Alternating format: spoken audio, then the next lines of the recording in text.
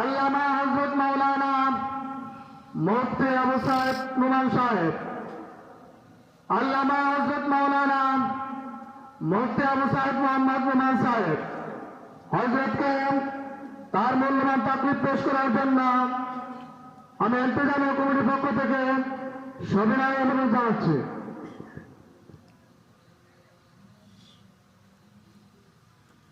السلام عليكم ورحمة الله وبركاته.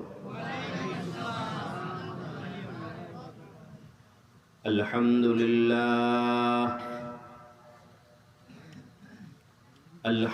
لله وكفى وسلام على عباده الذين اصطفى.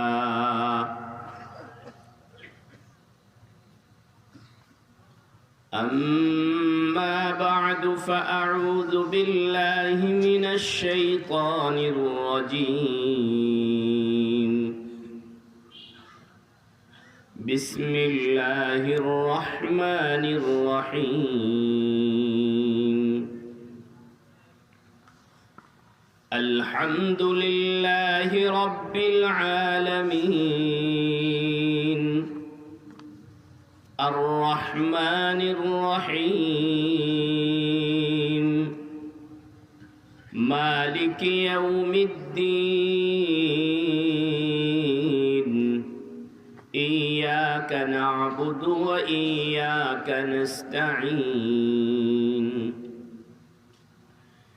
اهدنا الصراط المستقيم صراط الذين أنعمت عليهم غير المغضوب عليهم ولا الضالين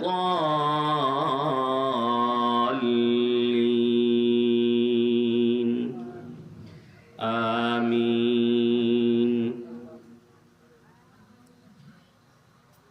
وعن علي رضي الله تعالى عنه أنه قال قال رسول الله صلى الله عليه وسلم إنها ستكون فتنة.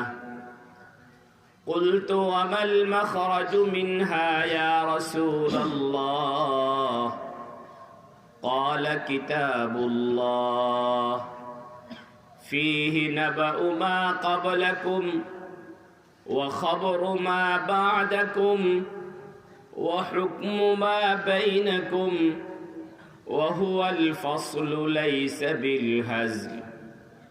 من تركه من جبار قسمه الله ومن ابتغى الهدى في غيره أضله الله وهو حبل الله المتين وهو الذكر الحكيم وهو الصراط المستقيم.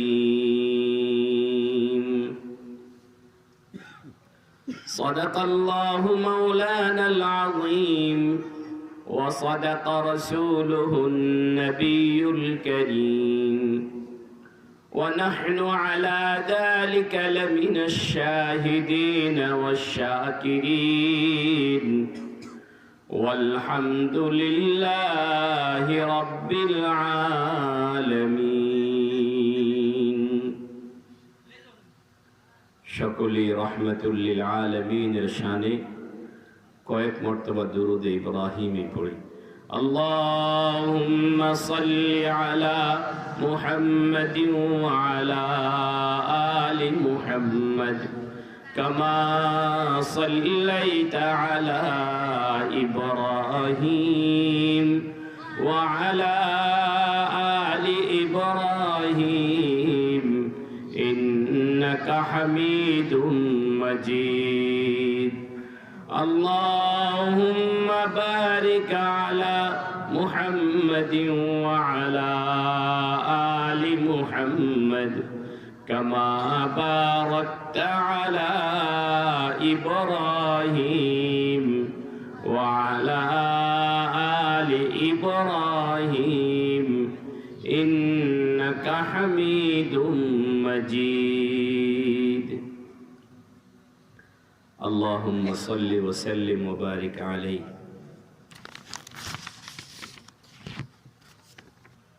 ঘনেশ্যামপুর ব্যাপারী বাড়ি জামে মসজিদ ও এলাকাবাসীর উদ্যোগে আয়োজিত আজকের এই ওয়াজ ও দোয়ার মাহফিলের সম্মানিত সভাপতি, উপস্থিত বিশেষ অতিথি, উলামায়ে কেরাম, আমার সামনে উপবিষ্ট আমার শ্রদ্ধাভাজন মুরব্বীজনেরা, পর্দার অন্তরালে আমার মা ও বোনেরা ও উপস্থিত কচি কাচারা, প্রথমেই আপনাদের কাছ থেকে একটু ওজর খাহি করে নিচ্ছি। মানুষ এখন কেউ আওয়াজ শুনে, কেউ ওয়াজ শুনে। মানুষ কয় রকম? একদল লোক আছে যারা আওয়াজ শুনে, আর আরেক দল আছে যারা ওয়াজ শুনে। যারা শোনায় তারাও দুই রকম, একদল আওয়াজ শোনায় আর একদল ওয়াজ শোনায়। দুর্ভাগ্যবশত আমার কাছে আওয়াজ নাই। যে আওয়াজ মানুষ শুনতে চায় ওই জাতীয় সুর আমার কাছে নাই, সেটা আমি আপনাদেরকে শোনাইতে পারবো না। আর ওয়াজ যে করব সে যোগ্যতাও নাই, কারণ ওয়াজ তো করতেন আল্লামা হাবিবুল্লাহ মিসবাহ রহমতুল্লাহ আলাইহি, ওয়াজ তো করতেন উজানির কারি ইব্রাহিম রহমতুল্লাহ আলাইহি, ওয়াজ করতেন মুবারক করিম রহমতুল্লাহ আলাইহি। আমরা ছোট মানুষ কিসের ওয়াজ করি? মাঝখানে দু চারটা কথা মানুষকে শোনায়, মাঝে মাঝে বিভিন্ন জায়গায় গিয়ে আল্লাহ পাক নেন। কথা যে আপনাদেরকে শোনাবো, গলাটাও আজকে আমার ভেঙে আছে। তা আপনারা যদি একটু দোয়া করেন, আমার এই ভাঙ্গা ভাঙ্গা কথাগুলো যদি আপনারা শুনেন, তাহলে আমি চেষ্টা করব কিছু কথা আপনাদেরকে শোনানোর জন্য। কি বলেন? আপনারা শুনতে রাজি আছেন তো নাকি? আল্লাহ তুমি আমাদের সকলকে কবুল করে নাও, সকলে বলে আমিন। সকাল 9:30টায় বের হয়েছে আপনাদের এখানে আসার জন্য। দীর্ঘ সফর করে ক্লান্তি নিয়ে আপনাদের সামনে বসেছি। আমি আসছি না, আপনারা আমাকে দাওয়াত দিয়ে আনছেন।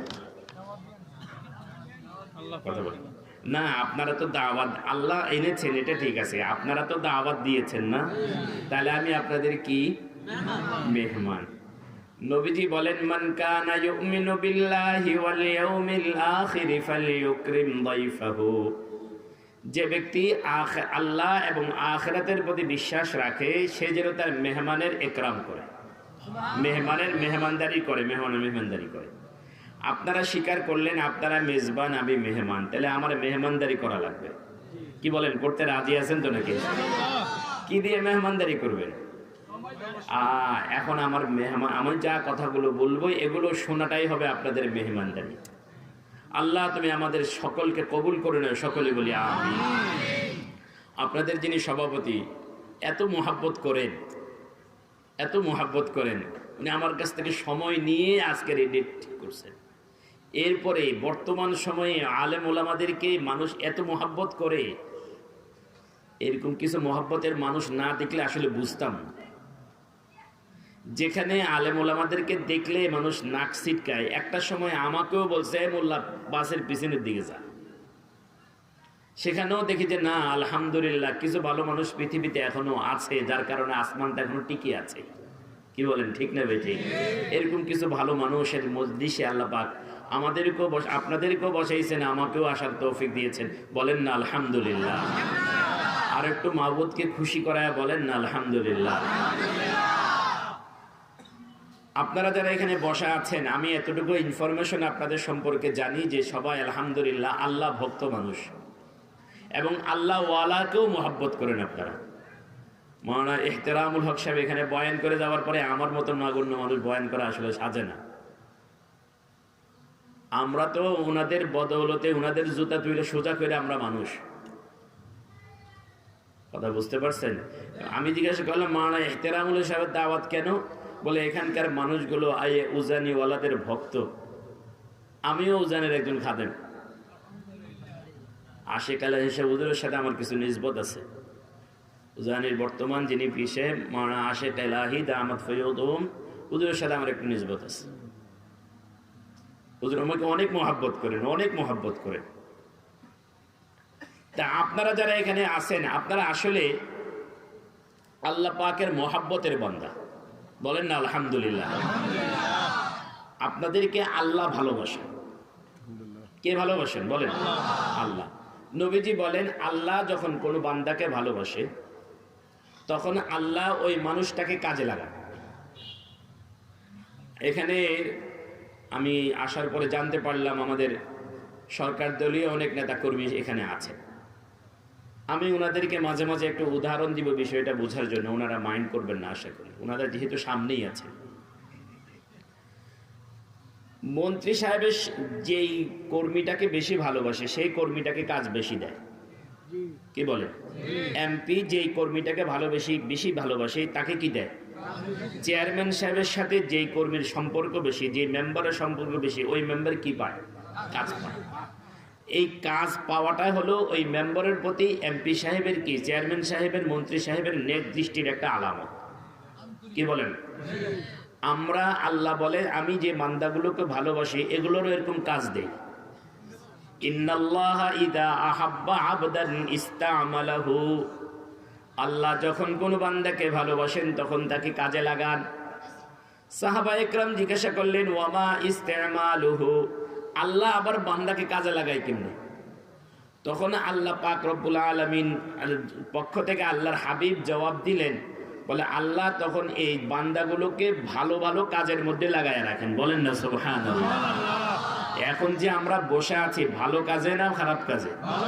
দুনিয়াতে এর চেয়ে ভালো কাজ এই মুহূর্তে আর নাই, কি বলেন? কত ভালো কাজ, এতটুকু ভালো কাজ যে এই কাজের কারণে আল্লাহর নবী এই জায়গাটাকে এখন জান্নাতের বাগিচা ঘোষণা করেছেন। নবীজি বলেন ইদা মারারতুম বিরিয়াদিল জান্নাতি ফারতাহু, তোমরা যখন জান্নাতের বাগান দিয়ে যাবা, বাগানের পাশ দিয়ে যাবা, তো সেখানে কিছু সময় বিশ্রাম করো। সাহাবা ইকরাম জিজ্ঞাসা করলেন ওয়ামা রিয়াজুল জান্নাহ, ইয়া রাসূলুল্লাহ দুনিয়াতে আবার জান্নাতের বাগান পাবো কোথায়? তো নবীজি বলেন যেই মজলিসগুলোতে, যেই দুনিয়ার যেই জায়গাটাতে আল্লাহ পাকের কালামের আলোচনা হয়, আল্লাহর হাবিবের আলোচনা হয়, ওই জায়গাটাকে নবীজি জান্নাতের বাগিচা ঘোষণা দিয়ে দিয়েছেন। বলেন না সুবহানাল্লাহ। তাহলে এখন আপনারা নবীজির ঘোষণা অনুযায়ী কোন জায়গায় বসা? আচ্ছা, আপনাদের জান্নাতে যাওয়ার চাহিদা এখানেই শেষ না অরিজিনালটাতেও যাইতে চান? যে আল্লাহ মোহাব্বত করে দুনিয়ার স্যাম্পল জান্নাতে বসাইছে, সে আল্লাহ কি মোহাব্বতটা যদি আল্লাহর সাথে মজবুত করা যায়, আল্লাহর সাথে যদি একটু গাঢ় করা যায়, তাহলে অরিজিনাল জান্নাতও কি করা যাবে? যাওয়া যাবে। তা আমরা আজকের আলোচনার বিষয় হলো এই যে কোন পদ্ধতি অবলম্বন করলে দুনিয়ার জান্নাতে যেরকম আল্লাহ পাক আমাদেরকে বসাইছেন, আখিরাতের অরিজিনাল জান্নাতেও আমাদেরকে আল্লাহ পাক বসাইবেন, এটা নিয়ে আমি একটু আলোচনা করব। বলেন না আলহামদুলিল্লাহ। কি বলেন? জান্নাতে সবাই যাইতে চান তো নাকি? কে কে যাইতে চায় জান্নাতে? আল্লাহ আল্লাহ তুমি আমাদের সকলকে কবুল করে নাও, সকলে বলি আমিন। আমাদের একটা ভাইকেও তুমি জান্নাতের বাইরে রাখো না, বলেন না আমিন। হাত নামান। আমরা হাত দেখাইলাম কাকে? আল্লাহও দেখছে, ফেরেশতারাও রেকর্ড করছে, যদিও এখানে ক্যামেরা নেই, যদিও কি নেই, ফেরেশতারা কিন্তু কি করছে? রেকর্ড করছে। আল্লাহ পাক 4 জায়গায় রেকর্ড করে। কয় জায়গায়? 4 জায়গায়। 1 নাম্বার কিরামান কাতিবিনের খাতায়, ওয়াকুল্লা ইনসানিন আলজামনাহু তায়রাহু ফি উনুকি ونخرج له يوم القيامة كتابا يلقاه منشورا। খাতা। 2 নাম্বার কিরামান কাতিবিনের অন্তরে। 3 নাম্বার জমিনের যেই জায়গায় করেন সেই জায়গা। 4 নাম্বার হলো শরীরের যে অঙ্গগুলো দিয়ে করেন সেই অঙ্গগুলো। এই 4 জায়গায় কি থাকে? রেকর্ড থাকে। দুনিয়ার ক্যামেরাম্যানদের ক্যামেরা সিনায় নেওয়া যাবে, কেরামান কাতিবিনের ক্যামেরা সিনায় নেওয়া যাবে। দুনিয়ার ফাইলগুলোকে আগুন লাগায় জ্বালানো যাবে, কেরামান কাতিবিনের খাতা কি ফাইল লাগায় জ্বালানো যাবে? আল্লাহু আকবার। আমরা যে এখানে বসছি, আল্লাহ রেকর্ড করছেন, কেরামান কাতিবিন ফেরেশতারাও আছে। আমরা আল্লাহ রাব্বুল আলামিনের কাছে বারবার দোয়া করব, আল্লাহ পাক রব্বুল আলামিন যাতে আমাদেরকে জান্নাতে যাওয়ার তৌফিক দান করেন। সকলে বলি আমিন। আমি আপনাদের সামনে আলোচনার জন্য সূরা ফাতিহাটা তেলাওয়াত করেছি। এই সূরাটা যদি আমাদের বুঝে আসে যায়, তাহলে আমাদের জান্নাতে যাওয়ার পথটা বুঝে আসে যাবে। এই সূরাটা অনেক দামি সূরা, অনেক দামি সূরা। এই সূরার উপরে কথা বলতে গেলে কমসে কম 1 মাস সময় দরকার। বলেন না সুবহানাল্লাহ। আমার মতো নগণ্য মানুষের একজন মুফাসসির আছেন, নাম হলো ফখরুদ্দিন রাজি, ইমাম ফখরুদ্দিন রাজি। তো উনি বলেন যে সূরা ফাতিহা থেকে 10,000 মাসআলা বের করা সম্ভব। কয় হাজার? কততে 10,000 হয়? আল্লাহু আকবার। এই সাথে সাথে উনি যখন বললেন, উলামা ইকরাম যারা ছিল ওনার সময়ে, ওনারা বলে দূর মিয়া, মাত্র আয়াত হলো 7টা, মাসালা হলো কয় হাজার? তো 7 আয়াত থেকে 10,000 মাসালা কেমনে বাইর করবেন? আয়াত কয়টা? সূরা ফাতিহাতে আয়াত কয়জন? কয়টা আয়াত? 7 আয়াত, 7টা আয়াত। মাসালা বের করতে চাইতেছেন কয় হাজার? 10,000। ইমাম ফখরুদ্দিন বলেন, তোমরা স্বীকার করো আর না করো, আমি কিন্তু জানি। এই কথা বলে উনি লেখা শুরু করছেন এবং 10,000 মাসালা লিখছেন। আমি আপনাদেরকে কথা শোনানোর জন্য কিছু কিছু পড়ছিলাম। 10,000 তাহলে যে সূরার 7 আয়াত থেকে 10,000 মাসআলা বের হয়, তাহলে 10,000 মাসআলা যদি আলোচনা করা লাগে তাহলে কতদিন দরকার? আল্লাহু আকবার। আমি অল্প সময়ে কিছু মোটা মোটা কথা, যেগুলো আমাদের চলার জন্য জরুরি, আমাদের বুঝে আসবে, এরকম কিছু কথা আপনাদের সামনে বলবো। আল্লাহ পাক রব্বুল আলামিন তৌফিক দান করেন। সকলে বলি আমিন। এই সূরা ফাতিহার অনেকগুলো নাম আছে। অনেকগুলো কি আছে? নাম আছে। ইমামে কুরতুবী 12টা নাম উল্লেখ করেছেন, সবগুলো বলা যাবে না। এর মধ্যে একটা নাম হলো ফাতিহা, যেহেতু শুরু করছেন। আরেকটা নাম হলো শিফা, এই সূরাটা পড়া ফু দিলে মানুষ ভালো হয়ে যায়।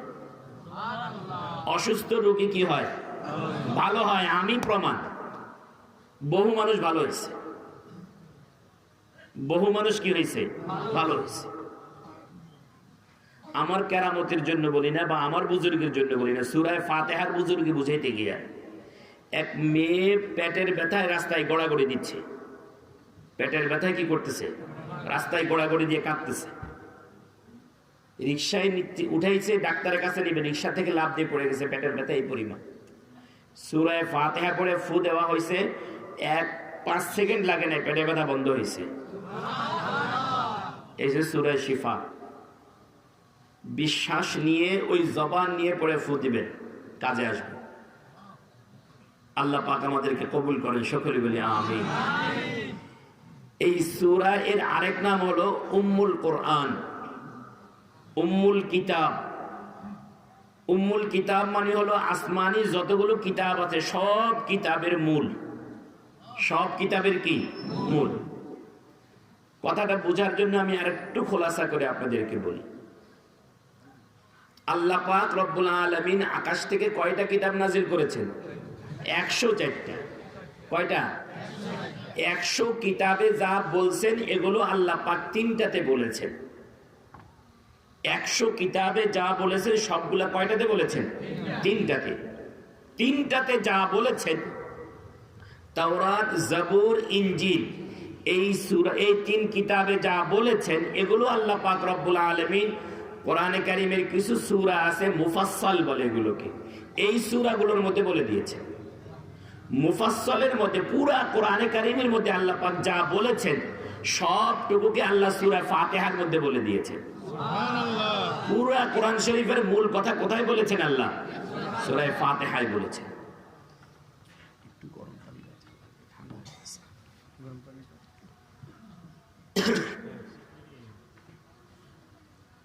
এই সূরা ফাতিহার মধ্যে সব আসমানি কিতাবের মূল কথা যেহেতু বলা হয়েছে, এই কারণে এই সূরার নাম কি? উম্মুল কিতাব বা উম্মুল কোরআন। এই সূরার অনেক ফজিলত আছে, সব ফজিলত বলা যাবে না, কয়েকটা বলি আপনাদেরকে। এই সূরাতে আয়াত কয়টা? নবীজি বলেন কেউ যদি এই সূরার 7টা আয়াত তিলাওয়াত করে, তাহলে জাহান্নামের মধ্যে জাহান্নাম কয়টা? 7টা। বলে এই 7 আয়াত যে তেলাওয়াত করবে আল্লাহ পাক তার জন্য 7টা জাহান্নামের দরওয়াজা বন্ধ করে দিবে। লাহা সাবাতু আবওয়াব লিকুল্লি বাবিম মিনহুম জুজউম মাকসুম। জাহান্নামের 7টা দরওয়াজা আছে। যে ব্যক্তি সূরা ফাতিহার এই 7টা আয়াত তেলাওয়াত করবে, আল্লাহ পাক রব্বুল আলামিন এর বদৌলতে জাহান্নামের 7টা দরওয়াজা বন্ধ করে দিবেন। বলেন না সুবহানাল্লাহ। এখন বলেন তো দেখি, এই সূরাটা তেলাওয়াত করতে রাজি আছেন তো নাকি? ইনশাআল্লাহ।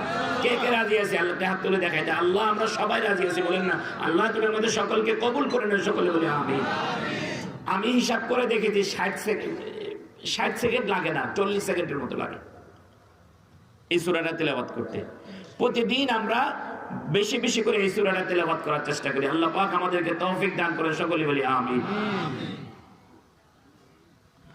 যদি এই সূরা তেলাওয়াত করেন, বলে এই সূরাটা তেলাওয়াত করলে, একবার যদি কেউ তেলাওয়াত করে, পুরা কোরআনে কারীমকে 3 ভাগ করলে 2 ভাগে যেই পরিমাণ তেলাওয়াত হয়, অর্থাৎ 20 পারা। 20 পারা তেলাওয়াত করলে যেই সওয়াব, এই সূরা ফাতিহা একবার তেলাওয়াত করলে এই পরিমাণ সওয়াব। 20 পারা তেলাওয়াত করলে যেই সওয়াব, একবার তেলাওয়াত করলে কি সেই পরিমাণ সওয়াব। কি বলেন? আমরা সবাই তো পারি না। আল্লাহ তুমি আমাদের সকলকে কবুল করে নেন। সকলে বলে আমিন। আমি আজকে আরেকটা মজার লাভের কথা বলবো। সূরা ফাতিহা যদি আপনারা সবাই মুখস্থ করতে পারেন, আর নামাজে যদি আপনারা সবাই পড়েন, তাহলে ফরজ হলো নামাজ কয় রাকাত? 17 রাকাত। ফরজ নামাজ কয় রাকাত? 17 রাকাতে 17 বার পড়া হবে। আমি এখানে খুলে দেখলাম যে প্রায় 1 পৃষ্ঠা সূরা ফাতিহা লিখতে প্রায় কি লাগছে? 1 পৃষ্ঠা লাগছে। তাহলে এই 1 পারা হইতে 20 পৃষ্ঠা লাগে। তাহলে কেউ যদি 17 বার পড়ে, তাহলে কমসে কম 1 পারার মতো তেলাওয়াত হয়। কতদূর তেলাওয়াত হয়? 3 পৃষ্ঠা কম 1 পারা তেলাওয়াত হয়। এখন যারা ফরজও পড়ে সাথে সাথে সুন্নতও পড়ে, তাহলে উনাদের হয় 34 রাকাত। উনাদের হয় কত রাকাত? তাহলে 34 পৃষ্ঠা কোরআন শরীফ তেলাওয়াত হয় শুধুমাত্র সূরা ফাতিহা দিয়ে। এর সাথে সূরা মিলাইলে তো আরো হয়। যেই ব্যক্তি দুনিয়াতে কোরআন শরীফের সাথে থাকে, নবীজি তাদেরকে বলেন সাহেবে কোরআন। যারা কোরআন নিয়ে থাকে, কোরআনকে মহাব্বত করে, কোরআনের সাথে থাকে, কোরআন তেলাওয়াত করে, তাদেরকে নবীজি বলছেন সাহেবে কোরআন। কিয়ামতের দিন আল্লাহ পাক রব্বুল আলামিন সাহেবে কোরআন বলে ডাক দিবেন। ও আহলে কোরআন, ও কোরআনওয়ালা কারা আছে দাঁড়াও। কি বলেন? আপনারা কি কোরআন সূরা ফাতিহা নিয়ে থাকতে রাজি আছেন তো নাকি? ইনশাআল্লাহ। তাহলে আমরা সবাই এখন আহলে কোরআন, কোরআনওয়ালা। তা আল্লাহ পাক সেদিন ডাক দিবেন, ডাক দিয়ে বলবেন দুনিয়াতে যেরকম মজা করে সূরা ফাতিহাটা পড়তা, আজকেও একটু পড়ো। বলেন না সুবহানাল্লাহ। পরে কিয়ামতের দিন জান্নাতের ফয়সালা তো হবেই। জান্নাতের ফয়সালা হওয়ার পরে আপনাকে বলবে একটু কোরআন শরীফ পড়ো। আপনারা যারা এই দুনিয়াতে কোরআন শরীফ সূরা অন্যটা পারতেন না, অন্তত সূরা ফাতিহা পারতেন, তারাও তো মুহাব্বত করে সূরা ফাতিহাটা পড়তেন। আল্লাহ তাদেরকেও বলবেন, ও আমার বান্দা, তুমি মুহাব্বত করে সূরা ফাতিহা পড়ছো দুনিয়াতে, এখানেও পড়ো। আপনি পড়া শুরু করবেন। আল্লাহু আকবার, আল্লাহু আকবার। আল্লাহ বলবেন তুমি সূরা ফাতিহা পড়ছো, আমি তোমার মর্যাদা বাড়াবো। যে ব্যক্তি শুধুমাত্র সূরা ফাতিহার হাফেজ, তার জান্নাতটা হবে 7 তালা। তার জান্নাতটা কয় তালা? 7 তালা। আর যে 114 সূরার হাফেজ, তার হবে 6666 তালা। যার আয়াত যত বেশি মুখস্থ, যত বেশি তেলাওয়াত, তত বেশি তার জান্নাত বড় হবে। কি বলেন, এখন আপনার জান্নাত কি দুনিয়ার বাড়িটাকে একতলা চান না বহুতলা চান? আরে দুনিয়ার বাড়িটা তো আপনি বহুতলা বানাইতে চান। হ্যাঁ, আগে সনের ঘর ছিল, এখন চলবে না, পরে টিনের ঘর আসলো, এখন টিনের ঘর চলে গেছে, তারপরে সাইড ওয়াল আসলো, বলে এখন আর সাইড ওয়ালও চলবে না, এখন আর সিসি পিলার করে কর, দোতলা কর, তিনতলা কর, এখন বড় বড় বানাইতেছেন। যে দুনিয়াতে যদি আপনার বড় বড় বাড়ি লাগে, তাহলে জান্নাতের বাড়িটা কি ছোট লাগবো না বড় লাগবো? জান্নাতের বাড়ি বড় বানাইতে হলে কোরআন শরীফ লাগবো। আমি আপনাদেরকে একটা সহজ ফর্মুলা দিলাম, সেটা হলো সূরা ফাতিহা। বাস, আপনি আর কিছুই পারেন না, খালি ফাতিহা পড়েন, মোহাব্বত করে দৈনিক অন্তত 20 বার সূরা ফাতিহা পড়েন কোরআন শরীফ পড়ার নিয়তে। আহা, আমি আল্লাহর পুরো কিতাব পড়তে পারি না, শুধু সূরা ফাতিহাটা পারি। আল্লাহ তুমি কত মজা কইয়া আসমানি যতগুলো কিতাব তুমি পাঠাইছো, সব কিতাবের খোলাসা কথা সূরা ফাতিহা পড়ে দিছো। ইমাম ফখরুদ্দিন রাজি রাহমাতুল্লাহি আলাইহি বলেন, যে ব্যক্তি সূরা ফাতিহা পড়লো সে যেন আসমানি 104টা গ্রন্থ পড়ে ফেললো। আপনি সূরা ফাতিহা পড়লেন তো তাওরাত পড়া হয়ে গেল, সূরা ফাতিহা পড়লেন জবুর পড়া হয়ে গেল, সূরা ফাতিহা পড়লেন ইনজিল পড়া হয়ে গেল, সূরা ফাতিহা পড়লেন পুরা কোরআন শরীফ পড়া হলো, সূরা ফাতিহা পড়লেন ইব্রাহিম আলাইহিস সালামের সহিফাগুলো পড়া হয়ে গেল, সূরা ফাতিহা পড়লেন মুসা আলাইহিস সালামের সহিফাগুলো পড়া হয়ে গেল। 100টা সহিফা পড়া হইলো, তাওরাত পড়া হইলো, জবুর পড়া হইলো, ইনজিল পড়া হইলো। কোন সূরা পড়ার মাধ্যমে হইলো? কি বলেন, পড়তে রাজি আছেন তো নাকি? ইনশাআল্লাহ, ইনশাআল্লাহ। আল্লাহ তুমি আমাদের সকলকে কবুল করো, সকলে বলি আমিন। কয়বার পড়বেন দৈনিক? 20 বার, শুধু 20 বার। আল্লাহু আকবার। যার জান্নাতটা যত বড় দরকার সে তত বেশি পড়বে। এবার আমি আপনাদের উপরে ছেড়ে দিলাম। আল্লাহ তুমি আমাদের সকলকে কবুল করো, সকলে বলি আমিন। এই সূরার আরেকটা মজার কথা আপনাদেরকে শুনি। এই যে সূরা ফাতিহা, এই সূরাটা আল্লাহ আরশের খাজানা থেকে স্পেশাল আমাদের নবীর জন্য হাদিয়া দিয়েছেন। কোথা থেকে আসছে? আরশের খাজানা থেকে। কোথা থেকে? আপনাকে আমার কথাগুলো বুঝতেছেন? আমি আসলে আপনাদেরকে সূরা ফাতিহা সম্পর্কে কিছু কথা শুনাইতেছি, আমি ওয়াজ করতেছি না ভাই। আমার গলার অবস্থাও আপনারা বুঝতে পারতেছেন। আপনারা দোয়া করতে থাকেন যেন কথা বলতে পারি। আল্লাহ পাক রব্বুল আলামিন আরশের খাজানা থেকে এই সূরাটা নাজিল করেছেন। এই সূরা নাজিল করার জন্য আল্লাহ পাক স্পেশাল ফেরেশতা প্রেরণ করেছেন। জিবরিল আমিন ছাড়াও স্পেশাল ফেরেশতা আছে এটার সাথে। এই কথার অর্থ হলো, এই সূরাটা আল্লাহ বিগত জমানার কোন নবীকে দেন নাই। আদম থেকে নিয়ে শুরু করে ঈসা নবী পর্যন্ত কাউকে দেন নাই। শুধুমাত্র কাদেরকে দিয়েছেন? বলেন না, আমাদেরকে দিয়েছেন। বলেন কাদেরকে দিয়েছেন? এটা আমাদের জন্য স্পেশাল হাদিয়া, এটা আমাদের জন্য স্পেশাল হাদিয়া। আল্লাহ পাক রব্বুল আলামিন আমাদেরকে এই সূরার উপরে আমল করার তৌফিক দান করেন, সকলে বলি আমিন। পুরা সূরার উপরে এই সূরাটা যেহেতু আল্লাহ পাক আমাদেরকে দিয়েছেন, এই সূরাটা এই জন্য আল্লাহ পাক রব্বুল আলামিন বেশি মহব্বত করেন। এই জন্য বান্দাকে বললেন, বান্দা তুই প্রতিদিন এই সূরাটা পড়, প্রতিদিন এই সূরাটা পড়, প্রতিদিন পড়। বলেন না সুবহানাল্লাহ। আরে ভাই, আল্লাহ পাক আমাদের উপরে নামাজ দিয়েছেন, কিছু নামাজ নফল, কিছু নামাজ কি ফরজ।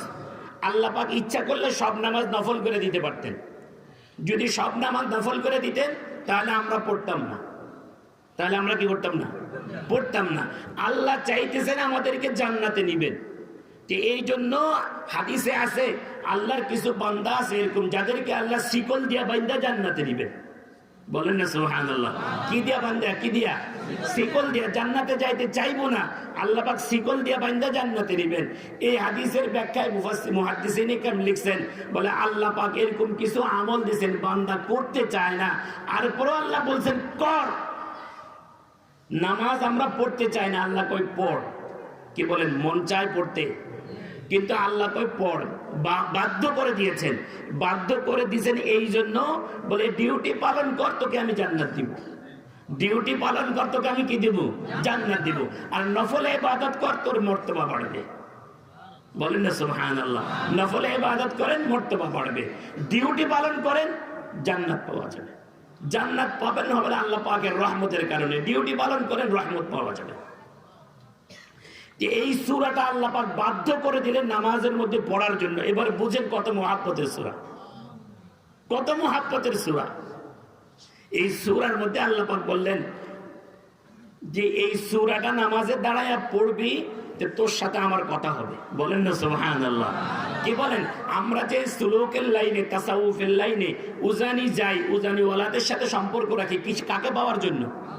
আরে বলেন না, মানুষের সাথে যখন মানুষের মুহাব্বত হয়, মুহাব্বতের দাবি হলো কথা বলা। কি বলেন? মুহাব্বতের দাবি কি? কথা বলা।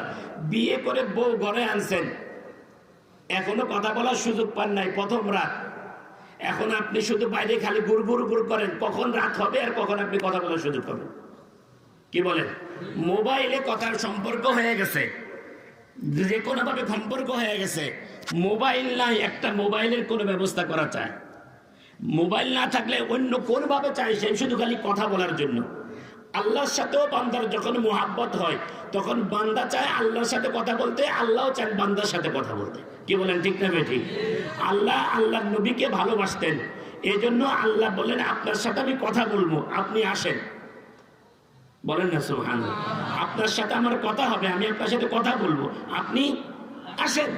মুসা আলাইহিস সালাম আল্লাহকে মুহাব্বত করেন, বলে আল্লাহ আপনার সাথে কথা বলবো। তো মুসা আলাইহিস সালামকে বললেন তুর পাহাড়ে আসেন।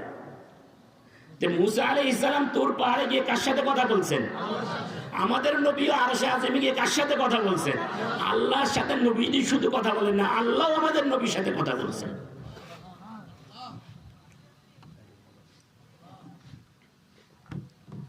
এই সূরা ফাতিহা এমন একটা সূরা, যে সূরা দিয়ে আপনি আল্লাহর সাথে কথা বলতে পারবেন। বলেন না সুবহানাল্লাহ। আপনারা মনে হয় মুহাব্বতটা এখনো বুঝেন নাই, আল্লাহর সাথে মুহাব্বতটা এখনো বুঝেন নাই। ও ভাই, আমি যদি চেয়ারম্যান সাহেবের সাথে কথা বলতে পারি, তাহলে কি ভালো লাগে না খারাপ লাগে? মন্ত্রী সাহেব যদি আসে কথা বলার সুযোগ পান, তাহলে আরো ভালো লাগে না? প্রধানমন্ত্রীর সাথে কথা বলতে পারলে, ট্রাম্প যদি আসে, আচ্ছা বলেন তো দেখি, আল্লাহর সাথে কথা বলতে পারা প্রধানমন্ত্রীর সাথে কথা বলার চেয়ে বেশি মজার না কম মজার? বেশি মজা। এটা আমরা বুঝি নাই রে ভাই, বুঝি নেই। ও ভাই, আমি তো এই কথা বলি, এই পৃথিবীতে একমাত্র আমরাই বলেন, আমরা ইহুদিরাও আল্লাহর সাথে কথা বলতে পারে না, কোনো কিছু নাই তাদের কাছে। খ্রিস্টানরাও তাদের কাছে কিছু নাই কথা বলার জন্য। হিন্দুদের কাছে কিছু নাই আল্লাহর সাথে কথা বলার জন্য। পৃথিবীর কারো কাছে কিছু নাই, কোনো কথা নাই আল্লাহর সাথে কথা বলার জন্য। আমাদের কাছে সূরা ফাতিহা আছে আল্লাহর সাথে কথা বলার জন্য। বলেন না সুবহানাল্লাহ। আল্লাহ কি বলেন জানেন? বলে বান্দা যখন নামাজে দাঁড়ায়া সূরা ফাতিহা শুরু করে, সে তো সূরা ফাতিহা পড়ে না, আমার সাথে কথা বলে। বলেন না সুবহানাল্লাহ। আপনি বলেন আলহামদু, আল্লাহ জিজ্ঞেস করে বান্দা প্রশংসা যে করতেছো কার জন্য করো? না, আল্লাহ। আপনি যখন বলেন আলহামদু, এতটুকু বললেন, কি বললেন? আলহামদু। আল্লাহ বলে কি জানেন? ও বান্দা তুমি যে প্রশংসা করতেছো কার জন্য করতেছো, এটা জিজ্ঞেস বলে আল্লাহ। তখন আপনি বলেন লিল্লাহ, আমি আল্লাহর জন্য করতেছি। আল্লাহ আবার জিজ্ঞাসা করে আল্লাহ কে? কোন আল্লাহ? আপনি বলেন রব, যিনি আমার রব। ওই যে প্রথম দিন বলে আসছি রব্বি আলাস্তু বিরাব্বিকুম ক্বালু বালা, রব, আমি আমার রব ওই আল্লাহর প্রশংসা করি। আল্লাহ বলেন তোমার রবের পরিচয় কি? বলে উনি রব্বুল আলামিন। কারণ ফেরাউনও তো রব দাবি করছে। আপনি বলেন না, ফেরাউনকে বলি নাই, আমি বলছি আমার রব্বুল আলামিনকে। আল্লাহ বলেন ঠিক আছে, রব্বুল আলামিনটা কে? আপনি বলেন কেন চিনেন না? আর রহমান, যিনি রহমান তিনি হলেন রব্বুল আলামিন। বলে আর কি গুণ আছে? বলে রহিম। বলে আর কি গুণ আছে? বলে মালিক ইয়াউমিদ্দিন। তা আপনি একটা একটা করে শব্দ বলেন, আর প্রত্যেকটা শব্দের জবাবে আল্লাহ পাক জবাব দেন। বলেন না সুবহানাল্লাহ। এবার আমাকে একটু বলেন তো দেখি, ইহুদিদের কোন কথাটা আছে যেই কথার জবাবে আল্লাহ জবাব দিবেন? খ্রিস্টানদের কোন কথাটা আছে যেই কথার জবাবে আল্লাহ জবাব দেন? হিন্দুদের কোন কথাটা আছে যেই কথার জবাবে আল্লাহ জবাব দেন? বৌদ্ধদের কোন কথাটা আছে যেই কথার জবাবে আল্লাহ পাক জবাব দিবেন? আমাদের কাছে সূরা ফাতিহা আছে, আমরা আলহামদু বলি, আল্লাহ পাক জবাব দেন। বলেন না সুবহানাল্লাহ। খাজা উসমান হারুনি, খাজা উসমান হারুনি আমাদের আকাবেদের সিলসিলার একজন বড় বুজুর্গ। উনি একদিন বিকালবেলা মেষ চড়ায়া, ছাগল চড়ায়া, লাকড়ি কাটা ফিরতেছেন। আসরের সময় কিছু লোকজন আজান দিয়ে নামাজের জন্য অপেক্ষা করতেছে। আজান দিয়ে নামাজের জন্য অপেক্ষা করতেছে, কেউ নামাজ পড়ানোর মতো নাই। তখন লোকজন দেখলো যে একজন লোক জুব্বা গায়ে দিয়ে আসতেছে, মাথায় আবার কাঠের বোঝা। তখন এনাদেরকে দেখে আজান শুনে উনিও নামাজ পড়বে। এরা জিজ্ঞাসা করে, ভাই নামাজ পড়বেন? বলে হ্যাঁ। বলে ওযু আছে নাকি? বলে আবার মুসলমানের ওযু না থাকে কেমনে? বলেন না সুবহানাল্লাহ। মুসলমান আবার ওযু ছাড়া থাকে কেমনে? বলে তাহলে ঠিক আছে চলেন নামাজ পড়েন। বলে ঠিক আছে নামাজ শুরু করেন। এই লোকগুলো বলে যে আপনি নামাজ পড়ান। খাজা ওসমান আরনি কো, ভাই আমি একজন রাখাল মানুষ, কিসের নামাজ পড়াবো? বলে না, আপনি জুব্বা টুব্বা গায়ে দিয়েছেন, দাঁড়িয়ে আছে, আমাদের গায়ে তো শার্ট প্যান্ট পরা, নামাজ কেমনি পড়াবো? এই কথা বলে ঠেলে ঠেলে ওনাকে নামাজে দাঁড়া করাই দিছে। নামাজে যখন দাঁড়াইছে, নিয়ত বানছে, আর রুকুতে যাওয়ার নাম নাই। রুকুতে গেছে আর উঠে না, রুকুর থেকে উঠছে আর সেজদায় যায় না, সেজদায় গেছে তো সেজদা থেকে উঠে না। 4 রাকাত নামাজ পড়তে পড়তে সূর্য ডুবে যায় অবস্থা। মুসল্লি দেখো কি আশ্চর্য ব্যাপার, কেমন ইমাম রে এটা। যাই হোক, সূর্য ডুবার আগে আসরের নামাজ শেষ হয়েছে। সালাম ফিরানোর পরে জিজ্ঞাসা করে, ভাই কি অবস্থা, এত দেরি করলেন কেন? কয় আপনি করে না বলছি, আমরা দিতে না, আপনারা দিচ্ছেন কেন? বলে আমরা দিছি আর কি, দেরি করছেন কেন? বলে ওই দেরি করছি হলো, ঘটনা হলো এই, আমার পক্ষ থেকে তো আমি দেরি করি নাই, আমার পক্ষ থেকে আমি দেরি করি নাই। আল্লাহ তো বলছে সূরা ফাতিহার জবাব উনি দেন। বলেন না সুবহানাল্লাহ। সূরা বান্দা যা বলে এগুলোর জবাব কি করেন? আল্লাহ দেন। আল্লাহ বলছে না ফাযকুরুনি, আমি আমারা স্মরণ করো, আমি কি করবো? স্মরণ করবো। তা আমি তো আলহামদু বলছি, আল্লাহ জবাব দিতে দেরি করছে, এই জন্য আমি আর রহমানির রহিম পড়তেও দেরি করছি। বলেন না সুবহানাল্লাহ। ভাই ওরকম মানুষ ছিলেন, ওরা শুনতেন। আমাদের কান নাই, ইমান এরকম নাই, এই জন্য আমরা শুনি না। আল্লাহ পাক রব্বুল আলামিন যে জবাব দেন এরকম, এটা সত্য এবং পৃথিবীতে প্রমাণিত। আল্লাহ পাক রব্বুল আলামিন আমাদেরকে কবুল করেন, সকলে বলি আমিন। এখানে আমি আরেকটা বাহিরের কথা বলা দরকার মনে করি, এই সমস্যাটা আপনাদের এখানে আছে কিনা জানি না। সূরা ফাতিহাটা আমরা প্রত্যেক নামাজে পড়বো, কি বলেন? ঠিক না? আমি ঠিক। নামাজে ছাড়াও আমরা কি করব? অসুখ হলেও পড়বো, সুস্থ থাকলেও কি করব? পড়বো। আল্লাহ আমাদেরকে কবুল করেন, সকলে বলি আমিন। নামাজে যে পড়বেন, ইমাম সাহেবও পড়বে, একা একা নামাজ যিনি পড়েন তিনিও পড়বেন, কিন্তু আপনারা যখন ইমামের পিছনে থাকবেন আপনারাও পড়বেন। পড়বেন না আপনারা? এখন তো কিছু আলেম বের হয়েছে যারা আপনাদেরকে ওয়াজ করে শোনাইতেছে বুখারীর নাম দিয়া, বলে সূরা ফাতিহা যদি ইমামের পিছনে আপনারা না পড়েন তাহলে আপনাদের নামাজ হবে না। কি বলেন? এরকম কথা কি আপনাদের এলাকায় আছে? হ্যাঁ, নাই। তাহলে এই কথাগুলো বলারও দরকার নেই, যেহেতু কথা মুখে দিয়ে এসে গেছে, শেষ না করলে আপনারা আবার পেছে লেগে দেবেন। এরকম কিছু টেলিভিশনের বক্তা আছে, আমাদের ঢাকা শহরে আছে, বিভিন্ন জায়গায় আছে, যিনারা বলেন যে সূরা ফাতিহা না পড়লে, মুক্তাদি যদি না পড়ে তাহলে কি হবে না? নামাজ হবে না। আমি আপনাদেরকে একটা কোরআন হাদিসের দলিল দিব না, আপনারা যেটা বুঝবেন এরকম একটা কথা বলি আপনাদেরকে। বলেন তো দেখি, সূরা ফাতিহাটাকে আদম নবী জানতেন? কথা বলেন না, আমার সাথে কথা জবাব দেন। জানতেন? ইব্রাহিম নবী জানতেন, মুসা নবী জানতেন, নূহ নবী জানতেন, দাউদ নবী জানতেন, সুলাইমান নবী জানতেন, ঈসা আলাইহিস সালাম জানেন, ইসমাইল নবী জানেন, ইসহাক নবী জানেন। আচ্ছা, সব নবীরা কি আমাদের নবীর পিছনে নামাজ পড়ছেন নাকি? পড়ছেন না? ও আচ্ছা, আমাদের পিছনে যদি সব নবীরা নামাজ পড়েছেন, আর আপনারা বলছেন যে ওনারা সূরা ফাতিহা, আরো কথা বলেন না কেন? জানেন না, তাহলে ওনারাও কি আমাদের নবীর পিছনে নামাজ পড়তে গিয়ে সূরা ফাতিহা পড়ছেন? আচ্ছা, ওনারা যদি সূরা ফাতিহা যদি আমাদের নবীর পিছনে নামাজ পড়তে গিয়ে যদি না পড়ে, তাহলে ওনাদের নামাজটা হয়েছে নাকি? হয়েছে না?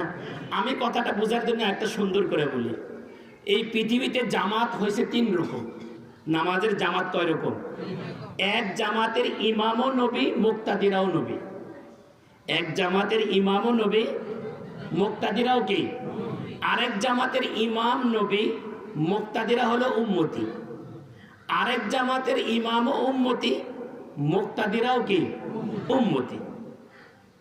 আমাদের নবীর পিছনে যেটি সব নবীরা নামাজ পড়ছে, সেই জামাতের ইমামও নবী, মুক্তাদিরাও কি? আচ্ছা, এখন বলেন তো দেখি কোন জামাতটা শ্রেষ্ঠ? যেই জামাতের ইমামও নবী মুক্তাদিরাও নবী, এটা 1 নাম্বার। যেই জামাতের ইমাম নবী মুক্তাদিরা উম্মতি, এটা 2 নাম্বার। যেই জামাতের ইমাম উম্মতি মুক্তাদিরাও উম্মতি, এটা কয় নাম্বার? 1 নাম্বার জামাতটা হইছে ইমাম ফাতিহা পড়ছে মুক্তাদিরা পড়ে না। তাহলে পৃথিবীর 1 নাম্বার জামাতটা যদি হয়ে যায় তাহলে আমাদেরটাও হবে। কি বলেন, ঠিক না বেঠিক? আল্লাহ তুমি আমাদেরটা কবুল করে নাও, সকলে বলি আমিন। আচ্ছা, যেই সূরাটা পড়লাম এই সূরার মধ্যে আমরা আল্লাহ রাব্বুল আলামিনের কাছে একটা দোয়া করি। আমার আলোচনা এখান থেকে শুরু। এতক্ষণ যা বললাম এই সূরা সম্পর্কে কয়েকটা কথা বললাম। এবার মূল কথাটা বুঝেন। মূল কথা হলো এই, আলোচনার শুরুতে আপনারা বলেছেন যে আপনারা এখন জান্নাতে আছেন, জান্নাতে যেতে চান। আচ্ছা, কোন জায়গায় যাইতে হলে কি লাগে? রাস্তা লাগে। কি লাগে? রাস্তা লাগে। না রাস্তা ছাড়া যাওয়া যায়? নোয়াখালীর অঞ্চলে তো মানুষ জমিনের মাঝখান দিয়ে যায়, যায় না? আর গেলেও তো রাস্তা হয়ে যায় নাকি? বিমানগুলো যে আকাশে দিয়ে ওঠে, রাস্তা লাগে কি লাগে না? লাগে। তা আমরা যে জান্নাতে যাইতে চাই, রাস্তা লাগবে কি লাগবে না? আমরা আল্লাহর কাছে বললাম, আল্লাহ আমাদের আব্বা জানো জান্নাতে ছিলেন, আম্মা জানো জান্নাতে ছিলেন, সেখান থেকে দুনিয়াতে পাঠাইছেন, আমরা জান্নাতে যাইতে চাই, জান্নাতে যাওয়ার রাস্তাটা দেন। এই দোয়াটা আমরা সবাই প্রত্যেক নামাজে করি, ইহদিনাস সিরাতাল মুস্তাকিম। কি বলেন, করি কি করি না? করি। এই যে ইহদিনাস সিরাতাল মুস্তাকিম যে দোয়াটা করলেন, এখানে আমরা অনেকগুলো দোয়া করি, অনেকগুলো। আমি কয়েকটা বলি আপনাদেরকে। 1 নাম্বার হলো আপনি আল্লাহর কাছে রাস্তা চাইলেন, যে আল্লাহ আমি জান্নাতে যাইতে চাই, সেই রাস্তাটা আমাকে দেন। সেই রাস্তা দিলেন, সেই রাস্তাটার নাম কি? সিরাতে মুস্তাকিম। সেই রাস্তার নাম কি বলেন না আমার সাথে একটু? আমার কথাগুলো মুখস্থ করে যেতে পারবেন ইনশাআল্লাহ। আমার সাথে একটু বলেন, মুখস্থ করে যেতে পারবেন। যে সময়টা আপনারা এখানে দিতেছেন, আশা করতেছি কমেডি বলে নষ্ট করব না। অনেক বক্তা তো আছে এখন কি বলে, নাটক বলে, গান বলে, কিচ্ছা বলে কি করে সময় নষ্ট করে। ইনশাআল্লাহ চেষ্টা করব আপনাদের এই সময়টা যেন কাজে লাগে। বলেন না ইনশাআল্লাহ। আল্লাহ তুমি কবুল করো। আপনারা আমাকে একটু বলতে হবে, সেটা হলো আমরা আল্লাহর কাছে জান্নাতে যাওয়ার রাস্তা চাইলাম, সেই রাস্তাটার নাম কি? সিরাতে মুস্তাকিম। আচ্ছা, রাস্তা হলেই কি পথ চলা যায় না আলো লাগে? হ্যাঁ, আলো লাগে না? যে কোনো জিনিস দেখতে হলে 2টা আলো লাগে। কয়টা আলো লাগে? একটা আলোকে বলা হয় চোখের আলো, আর একটা হলো বাতির আলো। কি বলেন, ঠিক না বেঠিক? আমি ভুল বললে বলেন আপনারা। একটা যে রাস্তায় পথ চলতে কয়টা আলো লাগে? একটা আলোর নাম চোখের আলো, আর একটা আলোর নাম বাতির আলো। দেখেন, অন্ধ ব্যক্তি দিনের বেলাও রাস্তা দেখে? দেখে না। আর আপনি চাক্ষুষ্মান ব্যক্তি অমাবস্যার রাতে বাতি দেখে, আলো দেখেন, রাস্তা দেখেন? দেখেন না। বাজারে যদি যান, বাজার থেকে ফেরার সময় যার কাছে হারিকেন নাই, বাতি নাই, আমার ছোটকালের কথা বলি আর কি। আমি যখন ছোটকালে গ্রামে অল্প কিছুদিন পড়ছিলাম, মাঝে মাঝে আম্মা বাজারে পাঠাইতেন। মাগরিবের পর হয়ে গেলে একাকি আর আসতাম না, দাঁড়াইয়া থাকতাম বাড়ির দিকে আসার রাস্তার মাথায়। বাড়িতে আমাদের দিকের কেউ হারিকেনওয়ালা বা টর্চ লাইটওয়ালা আছে কিনা, তার সাথে সাথে আসতাম। কি জন্য? আমার কাছে আলো নাই, ওনার কাছে কি আছে? আলো আছে। তাহলে পথ চলতেও কি লাগে? আলো লাগে। কয় ধরনের আলো লাগে? 2 ধরনের আলো। একটাকে বলা হয় চোখের আলো, আর একটাকে বলা হয় কি? বাতির আলো। আমি আল্লাহর কাছে দোয়া করলাম, আল্লাহ জান্নাতে যাইতে চাই, পথ দেন। শুধু পথ হইলে চলবে না, আলোও লাগবে। শুধু 1 আলো না 2 আলো? 2 আলো। একটা হলো চোখের আলো, আর একটা হলো কিসের আলো? বাতির আলো। আচ্ছা, এখন রাস্তাও হইল, বাতিও হইল, কিন্তু রাস্তা চিনেন না, তাইলে যেতে পারবেন? তাহলে কি লাগবে? রাস্তা চিনায় দেনেওয়ালা একজন লাগবে। তাহলে কয়টা জিনিস হইল? 3টা জিনিস। এই ইহদিনাস সিরাতাল মুস্তাকিম সিরাতাল্লাযীনা আন'আমতা আলাইহিম, বলে এই জোয়ার ভিতরে আমরা 3টা জিনিস আল্লাহর কাছে চাইলাম। আমি বিষয়টা বোঝানোর জন্য একটা গল্প বলি, শুধুমাত্র কথাটা বোঝানোর জন্য। গল্পটা সত্য না মিথ্যা এটা কোনো জিজ্ঞেস করবেন না আমাকে। আমি সূরা ফাতিহার এই ইহদিনাস সিরাতাল মুস্তাকিম আপনাদেরকে বুঝাতে চাই, এই জন্য একটা গল্প বলবো। গল্পটা আমি আমার ওস্তাদের কাছ থেকে শুনছি, ডক্টর কাজেদ্দিন মোহাম্মদ স্যারের কাছ থেকে। আমি যখন ইউনিভার্সিটিতে পড়ি তখন ইনি আমাদেরকে এটা বলেছিলেন। এক বুড়া মানুষ, অন্ধ, ছেলে সন্তান নাই, গরিব, বাঁশের বেড়া বাঁধার জন্য পাশের বাড়ির এক নাতিনকে লইছে। নাতিনকে বলছেন, নাতিন আমি এখান থেকে সুতা দিমু, রশি দিমু, বা তার দিমু, বা রক দিমু, তুই ওই দিক থেকে কি করিস, ফেরাই দিস। এখন বুড়া এদিক থেকে দেয়, নাতিন ওই দিক থেকে ফিরাই দেয়। নাতিন ছোট তো, মাঝে মাঝে খেলার টক উঠায়, তো দৌড় দিয়ে খেলতে চলে যায়। তো বুড়া বেচারা বসে থাকে। তো এরকম অনেকক্ষণ ধরে বসে রয়েছে। ভাগ্য দেবী নাকি ওই পথ দিয়ে যাচ্ছিল, ভাগ্য দেবী। তো ভাগ্য দেবী দেখলো বুড়া মানুষ অন্ধ, বেড়া লইয়া সুতা দিয়ে বসে রয়েছে, দয়া হয়েছে। তো ভাগ্য দেবী নিজে সুতাটা ঘুরাই দিতে গেছে। ঘুরাই দিতে গিয়ে আঙ্গুলটা সুতার নিচে পড়ে গেছে। বুড়া দিছে টান, টানের সাথে আঙ্গুল গিয়ে গেছে আটকা, আটকার সাথে দিছে চিৎকার।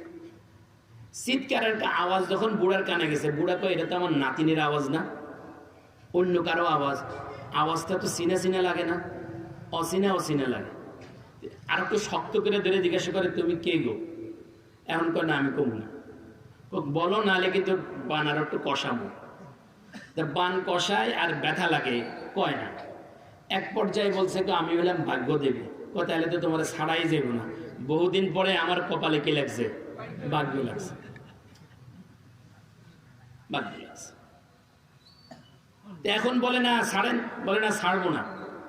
বলে তাহলে আমার একটা আশা পূর্ণ করো, তাহলে তোমার ছাড়বো। হ্যাঁ, আপনার একটা আশা পূর্ণ করবো, দুইটা চাইতে পারবেন না। ঠিক আছে। এখন বুড়া চিন্তা করে, আমি অন্ধ মানুষ, চোখও দরকার, গরিব মানুষ, টাকাও দরকার, ছেলে সন্তান হয় না, ছেলে সন্তানও দরকার। এখন কোনটা বাদ দিয়ে বলেন তো দেখি আপনারা। বুড়া কয়, আমি এমন এক চাওয়া চামু, তিনটাই তোমার দেওয়া লাগবে। বলেন না সুবহানাল্লাহ। আমরাও আল্লাহরে কই, আল্লাহ দোয়া একটা করবে, এক দোয়ায় তিনটা তোমার দেওয়া লাগবে। বুড়া এখন কইতেছে, ঠিক আছে তোমার কাছে একটাই চাইলাম। আমার মন চায় পুত্রবধূ আমাকে স্বর্ণের প্লেটে ভাত দিবে, আমি দুই নয়ন ভরিয়া দেখিব। বুঝেন নাই মনে আপনারা কথাটা? পুত্রবধূ আমারে কিসের প্লেটে দিবে? স্বর্ণের প্লেটে ভাত দিবে, আমি দুই চোখ ভরিয়া দেখবো, দুই চোখ জুড়াইয়া দেখবো। এখন বলেন তো দেখি, পুত্রবধূ যদি ভাত দিতে হয় তাহলে পুত লাগবো নাকি? এখন স্বর্ণের প্লেটে ভাত দিতে হলে কি লাগবে? পয়সাও লাগবে না? দুই নয়ন যদি ভরে দেখতে হয় তাহলে কি লাগবে? চোখের আলো তো। আমরাও আল্লাহর কাছে বললাম, আল্লাহ জান্নাতে যাইতে চাই, বাস রাস্তা দেন। আল্লাহকে বললাম, ইহদিনাল মুস্তাকিম সিরাতাল লাযিনা আন'আমতা আলাইহিম। আল্লাহ বলেন ঠিক আছে, কবুল করলাম। এই ইহদিনাস সিরাতাল মুস্তাকিমের মধ্যে তিন দোয়া করলাম। আল্লাহ রাস্তাও দেন, শুধু রাস্তা দিলে চলবে না, রাস্তা দেখার মতো আলো দেন। এক আলোকে বলে চোখের আলো। আল্লাহ পাক রব্বুল আলামিন বললেন, চোখের আলো হিসেবে আমাদেরকে ঈমান দিলেন। বলেন ঈমান, ঈমান, ঈমান, ঈমান। কি বলেন? আপনাদের সবার কাছে ঈমান আছে তো নাকি? আল্লাহ তুমি আমাদের ঈমানগুলোকে কবুল করে নাও, সকলে বলে আমিন। দুই নাম্বার বাতির আলো হলো কোরআন এবং সুন্নাহ। বাতির আলো কি জানেন? এই যে কোরআন শরীফ দিছে কি আল্লাহ, এটা একটা আলো। কোরআন এটা কি আলো, রাসূলুল্লাহর সুন্নাহও আলো। আল্লাহ পাক রব্বুল আলামিন বাতির আলো দিলেন দুইটা, একটা হলো কোরআন আর একটা কি সুন্নাহ। গাড়ির লাইট কয়টা? দুইটা। দুই লাইট দিয়ে চলবে গাড়ি। আমাদের জান্নাতের গাড়িও চলবে দুই লাইট দিয়া। হ্যাঁ, এক লাইটের নাম কোরআন, এক লাইটের নাম কি সুন্নাহ। এরপরে বললাম, রাস্তা তো আমি চিনি না, আমাকে তো দিছেন, কিন্তু আমি তো রাস্তা চিনি না, তা আমাকে রাস্তা চিনাই দেয় এরকম কিছু মানুষ দেন, এদেরকে বলা হয় রাহবার। আমাদেরকে কিছু রাহবার দেন। আল্লাহ বলেন ঠিক আছে, রাহবারও দিলাম। বলেন না সুবহানাল্লাহ। রাহবার দিছেন চারজন, চার দল, চার দল। রাহবার কয় দল? আমার কথাগুলো বুঝতেছেন আপনারা? অনেকের কাছে কষ্ট হইতেছে। রাহবার কয় দল? চার দল। এক দল রাহবারের নাম নবী, আরেক দল রাহবারের নাম সাহাবী, আরেক দল রাহবারের নাম শহীদ, আরেক দল রাহবারের নাম হক্কানি উলামা ইকরাম। বলেন না সুবহানাল্লাহ। এই কথার অর্থ কি? আল্লাহর কাছে আমি বললাম, আল্লাহ আমি জান্নাতে যেতে চাই। কি বলেন? সবাই চাইতো নাকি জান্নাতে যাইতে? তা আল্লাহ বলেন নবীদের পিছনে চলো, নবীদের পিছনে চলো, নবীর ঠিকানা জান্নাত, তোমার ঠিকানাও জান্নাত। আল্লাহকে বললাম আল্লাহ জান্নাতে যেতে চাই, আল্লাহ বলেন সাহাবীর পিছনে চলো, সাহাবীর ঠিকানা জান্নাত, তোমার ঠিকানাও জান্নাত। আল্লাহকে বললাম আল্লাহ জান্নাতে যেতে চাই, আল্লাহ বলেন শহীদের পিছনে চলো, শহীদের ঠিকানা জান্নাত, তোমার ঠিকানাও জান্নাত। আল্লাহকে বললাম আল্লাহ জান্নাতে যেতে চাই, আমাকে জান্নাতের পথ দেখান, জান্নাতের পথ দেখানোওয়ালা দেন। আল্লাহ বলেন তুমি হক্কানি উলামা ইকরামের পিছনে চলো, হক্কানি উলামা ইকরামের ঠিকানা জান্নাত, তোমার ঠিকানাও জান্নাত। মুবারক করিমের পিছনে চলো, মুবারক করিমের ঠিকানা জান্নাত, তোমার ঠিকানাও জান্নাত। আহমদ শফির পিছনে চলো, আহমদ শফির ঠিকানা জান্নাত, তোমার ঠিকানাও জান্নাত। আশিক ইলাহির পিছনে চলো, তার ঠিকানা যদি জান্নাত হয়, তোমার ঠিকানাও জান্নাত হবে।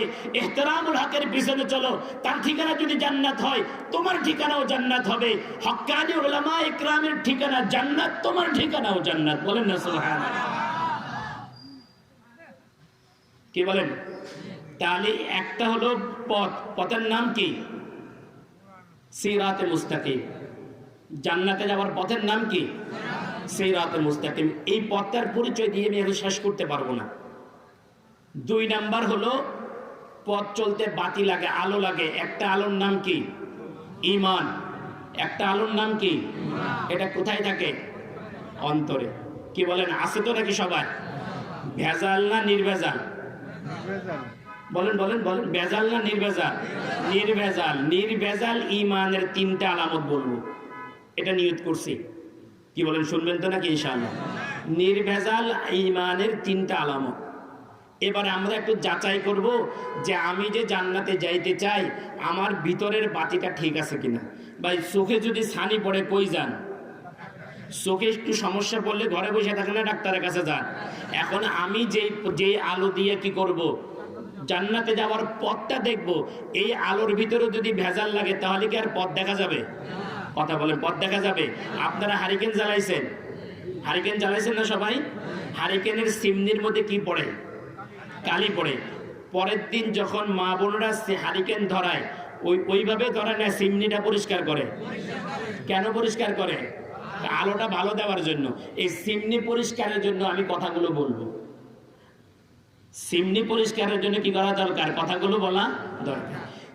যেটা খাঁটি ঈমান, এই খাঁটি ঈমানের 3টা গুণ নবীজি হাদিসে বলেছেন। একটা গুণ হলো খাঁটি ঈমানের স্বাদ আছে, মজা আছে, মজা। খাঁটি ঈমানের কি আছে? 2 নাম্বার খাঁটি ঈমানের ঘ্রাণ আছে। 3 নাম্বার খাঁটি ঈমানের রং আছে। কি বললাম? বলেন বলেন, কয়টা? কি খাঁটি ঈমানের আলামত কয়টা? 3টা। আপনারা বলছেন আপনাদের ঈমানটা নির্ভেজাল। নির্ভেজাল ঈমানের 3টা আলামত, 3টা পরিচয়। টাকাটা চল না অচল, এটার একটা কি আছে? গুণ আছে না, একটা পরিচয় আছে না? স্বর্ণটা খাঁটি না ভেজাল, এটার একটা এমিটি, এটার একটা পরিচয় আছে না?